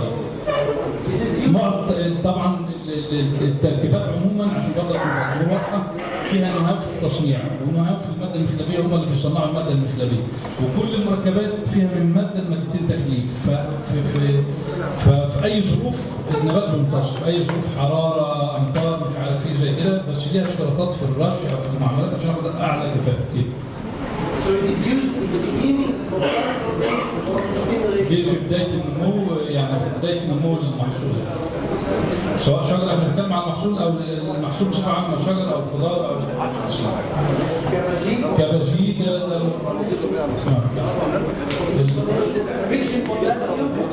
ده غني بالبوتاسيوم الكباجي. يا جماعه احنا حاجات بسيطه يعني. ده الكباجي ده خاص بالتحجيم، وغني بالبوتاسيوم خاص بالتحجيم، وفي برضك حديد مخلط بالايد كده. Kappa M is a little bit like Kappa V, very rich in nitrogen. هي برضك لمراحل نمو خضري زي الكابا في، بس بالاضافه فيها زنك ومنجنيز. منجنيز فيها منجنيز زياده، غنيه بالمنجنيز. لان الفكره في مراحل في منتجات النمو الخضري ان في ممكن كابا ام تبقى مفضله للبطاطس والموالح اللي هي بتحب المنجنيز زياده، او الفول السوداني، يعني المحاصيل اللي بتحب المنجنيز زياده، فانا بحط في مراحل النمو الخضري المنجنيز في التركيبه زياده شويه، او المحاصيل اللي فيها بتحب حديد شويه بحطها في الكابا كده. Kappa Z. كابا زد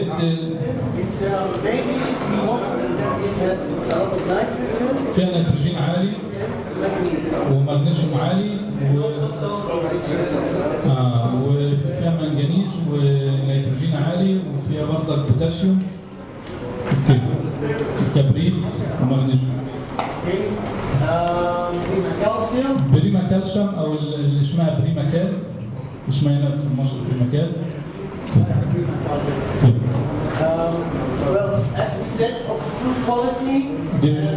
الكواليتي طبعا بتاع المحصول او الثمار. بريما طبعا حديد مخلب بمادتين تخليط. This is for iron chlorosis for foliar treatment. كل التطبيق بتاعه بيبقى رش، العناصر كلها تطبيق رش. زي ما قلنا ان هي شركه متخصصه رقم واحد في المنتجات الورقيه. These are the products that Mr. Hassan for the moment has. دي المنتجات اللي في المروه حتى الان. But we are now in the process of more. في 6 منتجات ان شاء الله ممكن يكون حاجات منهم على اخر السنه ان شاء الله. Like for example. فايبر زنك اتكلمنا عنه، ده بيترش على البذره اي كان بذور المحصول بيتزرع بالبذره، بيساعد في الانبات، في عناصر الانبات، في سرعه الانبات. Also بريما زنك طبعا ده عنصر زنك بس مخلى بين ال3 مواد تخليب عشان في اي مرحله في اي ظروف النبات بيمتص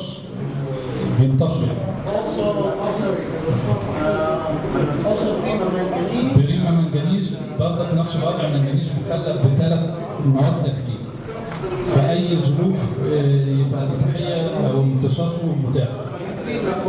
بريما بور ده بورن مخلب برضك كان 8% مخلب بنسبه 8%. اوكي. ده نحاس اللي مخلب ب3 مواد تخليب برضك والنحاس ان شاء الله يعني قريب ان شاء الله.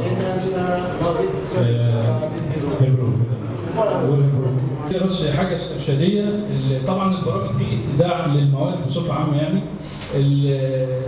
بره طبعا عشان يعمل هم عندهم على موقع على الويب سايت بقدر احط كل البيانات اللي انا عاوزها عشان اقول انا عاوز الانتاجيه قد ايه ومحصولي قد ايه. بس طبعا عشان انا اغذي البرنامج بالبيانات اللي هو يقول لي انا محتاج عناصر قد ايه، بديله طبعا تحليل تربه، تحليل ميه، بديله نوع المحصول اللي هيتزرع، كل ظروف الجو، البلد، الكلام زي كده. بيديني برنامج استرشادي. البرنامج هنا طبعا احنا بنقول البرنامج ده استرشادي بيختلف من المزرعه الثانيه، بس احنا بنشتغل بيه هنا بالخبره اللي احنا عملناها هنا في مصر. يعني مثلا على سبيل المثال حاجه في الموالح، باجي انا في المراحل الاولى في بدايه الموسم النمو بشتغل بالكابا ام فيها منجنيز زياده او الكابا زد، معاها بيبقى فركتور. في المرحله دي بيبقى البرمافير اللي هو الحديد، بحضر بيه النبات. يعني انا بجهز النبات، ما بستناش ان انا اجي في وقت احتياج النبات للعنصر واديه له. لو انا انتظرت الوقت ما يجي احتياج النبات خلاص انا خسرت كتير. فانا بجهز النبات قبليها، قبل ما يخش في مرحله تزييد بكون عناصر موجوده في مخزونه يقدر يشتغل ويدي الانتاج او التزيير الجيد، بناء عليه بيبقى العقد جيد وفي الاخر يديني مردود جيد. طبعا احنا الامور دي كل معظم الحاجات اللي اتكلمنا فيها، احنا هنخش بس على حاجات. احنا طبعا عندنا يعني عندنا منتجات اخرى زي الماب، زي البيك، يوريا فوسفات، بوتاسيوم دواب، عندنا كوسه، بذور، معظم البلاستيكات التغطيه، عندنا سيستم تدفئه ده كوري للصور، وطبعا الانتاج الحيواني. احنا مهتمين برضك بآلات زراعيه كتير بنحاول بيها ان احنا نخدم المتوسطين وصغار المزارعين، زي رشاشات، زي آلات تعزيق، حاجات زي كده، مكن زراعه المشاتل. دي حاجات موفره للوقود عموما. في حاجه فود سيفر ده موفر للميه. دي حاجات جديده جايبينها، ده يقول لي في ده بيعمل زي فوق او ضباب كده، دي حاجه لسه جايه كده بالنسبه لنا. دي آلات زراعه، في بلانتر يدوي، بس عندها حل مشاكل. واحنا تقريبا اكثر من 8 سنين او 8 سنين من 2010 واحنا شغالين معاهم وحلينا مشاكل كتير بفضل الله. وفي انتاجيه، في جوده، ممكن يكون الاسعار غاليه شويه بس زي ما بنقول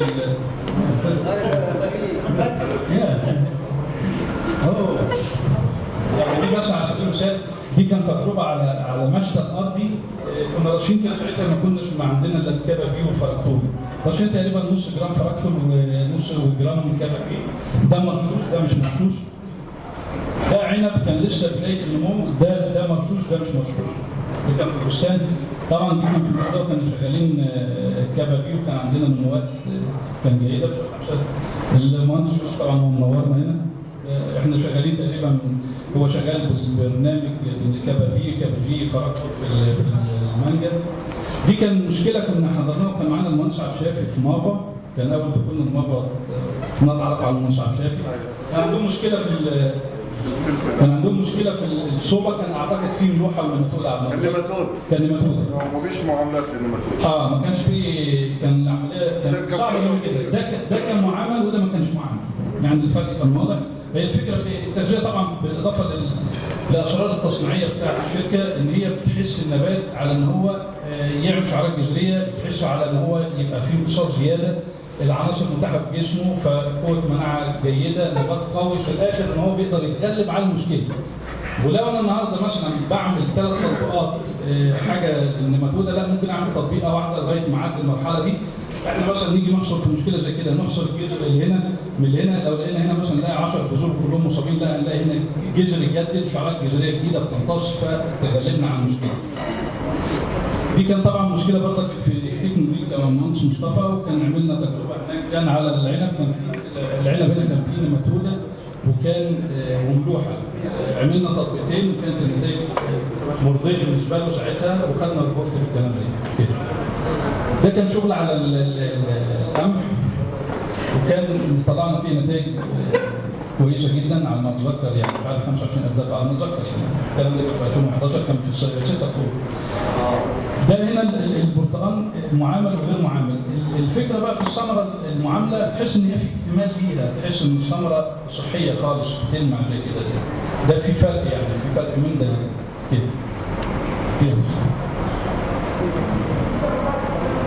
ده كان بانجر، كنا ده في النوبليه. انا فاكر احنا كنا تقريبا في الفدان عدينا 50 طن، في 58 طن تقريبا كده. ده صوره للعقد، المنظر عقد في البرتقال في الموالح يعني. طبعا هو احنا مش كله بيعد، بس اعلى نسبه بنعمل مسابقات ليها، بس ليها برنامج مختلف. وعشان اقدر استفيد باكبر نسبه بشتغل برنامج، ببدا من اول موسم النمو من شهر 3 او اخر 2 ليه توقيتات معينه. هي الفكره في المنتجات دي برضك عشان نبقى واضحين. في مجموعه خضراء بيشتغل، مفيش مجموعه خضراء ما بيشتغلش. طيب في توقيت مناسب ادي نتيجه، مفيش توقيت مناسب يعني اشتغلت بعد المرحله ما لهاش لازمه. زي ما كان مستر هانز بيقول، وكان بيترجم المهندس محمد، لو انا جيت رشيت حاجه البورون زي ما كان بيتكلم بعد التشجير، لا ما هوش التشجير تفرق يعني. برضه دي صوره الموالح كيف. ده صوره برضه في النوبليه. ده كان شغل في بصل تصدير اكتر، الفرق الجذور واضح. كان كل ده طبعا كان هم 3 منتجات اللي كانوا متاحين ساعتها، كان الكبابي والكبابي والفراكتور. طبعا هنا ما كانش في كبابي، هو كان كبابي وفراكتور بس على البصل. فرق مجموع الجذر واضح كده. دي مشكله قابلتني في 2011. كان في البستان حد زرع خيار وكان فيه نماتوده. فسالونا في مشكله، في حل المشكله؟ قلت لهم ان شاء الله في حل، بس يعني هنتابع البرنامج اللي احنا بنقول عليه بتوقيت. فالمهم كنا بنعمل كل اسبوع رشه، وكان هو كان بيحقن كل تقريبا في الاسبوع مره او مرتين على ما اتذكر للنماتود. انا قلت له بس ايه، ساعدني بمره او 2 لا اكثر ولا اقل، هنشوف بعد كده الجذر كان عامل ايه كده. اوكي طيب، ده هتجي لنا هي الصوره بتاعت الخيار من تاني، بس هنبص هنا الشغل على الموالح، التناسق الاحجام، التوزيع متماثل على مستوى الشجره. ده كان هنا في مزارع دينا، كان في طبعا شغالين احنا كان نتائج مرضيه بالنسبه للاحجام كده. هذا الخيار اهو بعد ما بدانا نشتغل عليه تقريبا كان ثاني اسبوع او ثالث اسبوع انا متذكر كده. ماشي كده. انا بس ده الشعارات الجذريه بقى الجديده. يعني ده كان مصاب بالنماتوده، النهارده وضع الجذر اهو اوكي. طبعا هي الصوره بس مش واضحه هنا، ممكن تبقى واضحه في الشعارات الجذريه واضحه. كل بقى شعارات جذريه حديثه وتمتص، فالموضوع اتغلبنا على المشكله. دي طبعا منجز كده. ده شغل في الفراوله. طبعا هنجيب منتجات الفراوله الممتاز فوق الممتاز، والصلابه بتاعتها فوق الممتاز. ده طبعا من سنه كان معانا زميل شغال معانا في 2011 او 2012 من بني سويف. طبعا اشتغل معانا، كان هم زي ما بقول كان في الفتره دي احنا المنتجات الجديده تقريبا ما بقالهاش سنتين. الفتره دي ما كانش هو كان في فرقتول. لقيته بيتصل بيا السنه اللي فاتت بيقول ان كان عندنا مشكله. هو بيتصل بيا بيقول يعني هو شغال حر دلوقتي يعني. فقال لي كان عندي مشكله وعملت ورشيت، لقيت الحاجات بتاعتكم في محل فلان وخدت واشتريت ورشيت، والنتائج كالاتي. هو بعت لي الصوره. كان رش سيليكت سوبر، ده جديد، رش سيليكت سوبر كانت ظاهره على القمح. هنشوف النتيجه بعد ما هو رش كابا فيه وفرقتول. الوضع زي كده كان كابا فيه وفرقتول. ده طبعا بفضل ربنا يعني.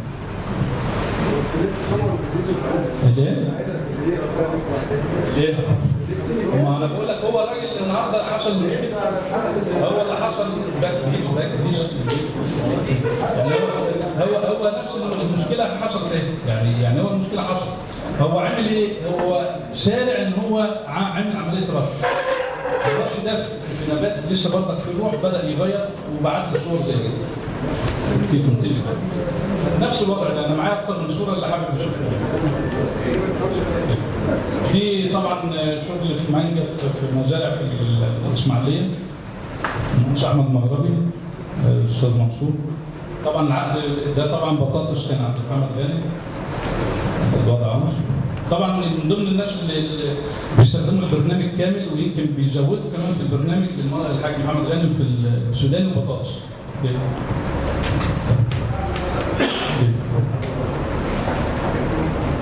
طبعا ده رمان.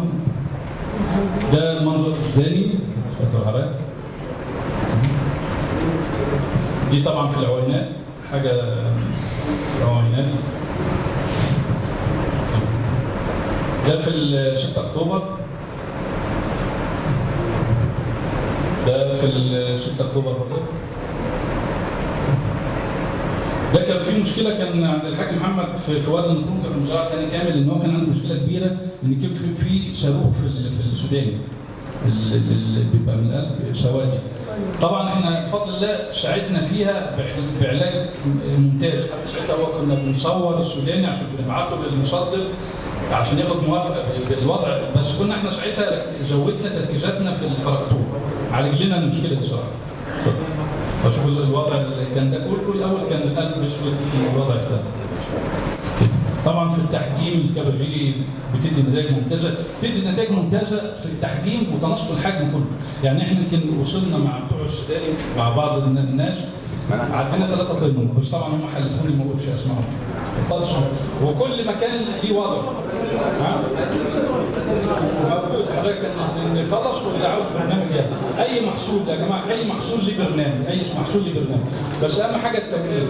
وامتى رش؟ امتى يعني التطبيق امتى؟ يعني انا النهارده في المنتجات دي عشان اخد منها نتيجه كويسه هرش مثلا اخر النهار. اخر النهار بيبقى معايا طول الليل النبات بيمتص. بالنسبه للزراعات زي البروتات، لا ما قبل 16 ساعه ميه يبقى في مشكله، ما استفدتش 50% من المنتج. عديت 20% في 20 ساعه. هستاذنكم بس دقايق يعني، بس المعلومات دي مهمه. يعني احنا قدر المستطاع عاوزين نساعد في المعلومات سواء اللي بيشتغل معانا او اوكي. يعني على سبيل المثال في شغل نظام البيفو في الري المحوري، لما نيجي عاوزين ناخد نتيجه عاليه، لو انا عملت رش النهارده مثلا اخر النهار، لو انا اقدر يعني ما اديش ميه قبل 20 ساعه باخد نتائج 90%. غير لما انا مثلا اعمل ارش الرش دلوقتي وبعد 6-7 ساعات اخد دوره ميه، دي مشكله. نفس الوضع استاذن حضرتك، معلش هرجع لحضرتك. نفس الوضع لو انا النهارده عاوز اخد اعلى كفاءه لازم يبقى النبات مرو كويس. لو النبات مش مرو كويس فالوسط اللي فيه المحلول المائي والارض وكلام زي كده، ارض ناشفه هيشتغل فيه. فانا اجيت النبات ما خدتش نتيجه، فالمنتج ما جابش نتيجه. لا، قالوا كويس الارض، كل ما النبات يترش وهو مرو كويس النتائج افضل. اتفضل يا مهندس محمد.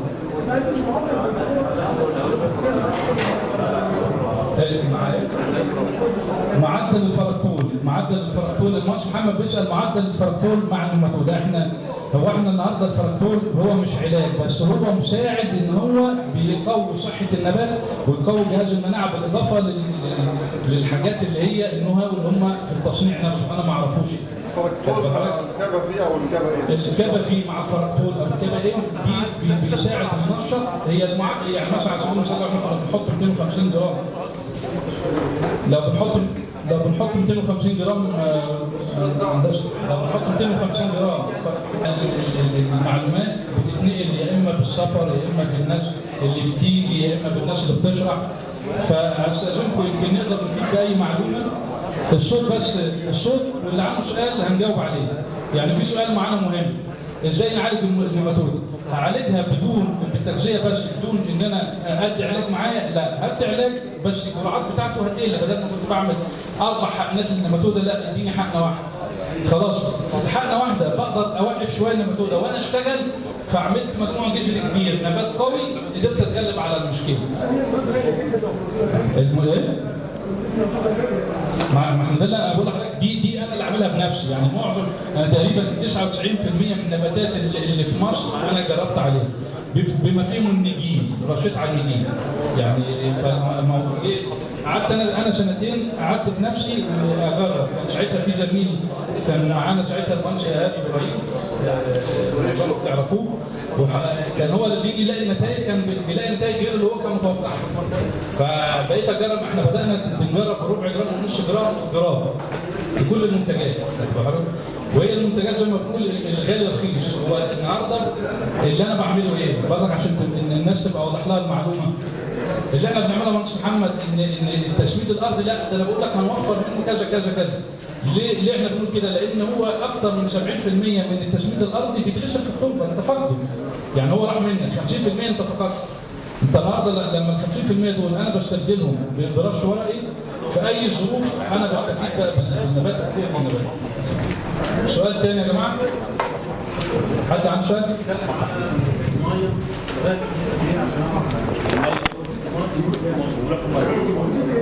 لغايه قد ايه انا مطمن ان انا اشرب المروه بتاعت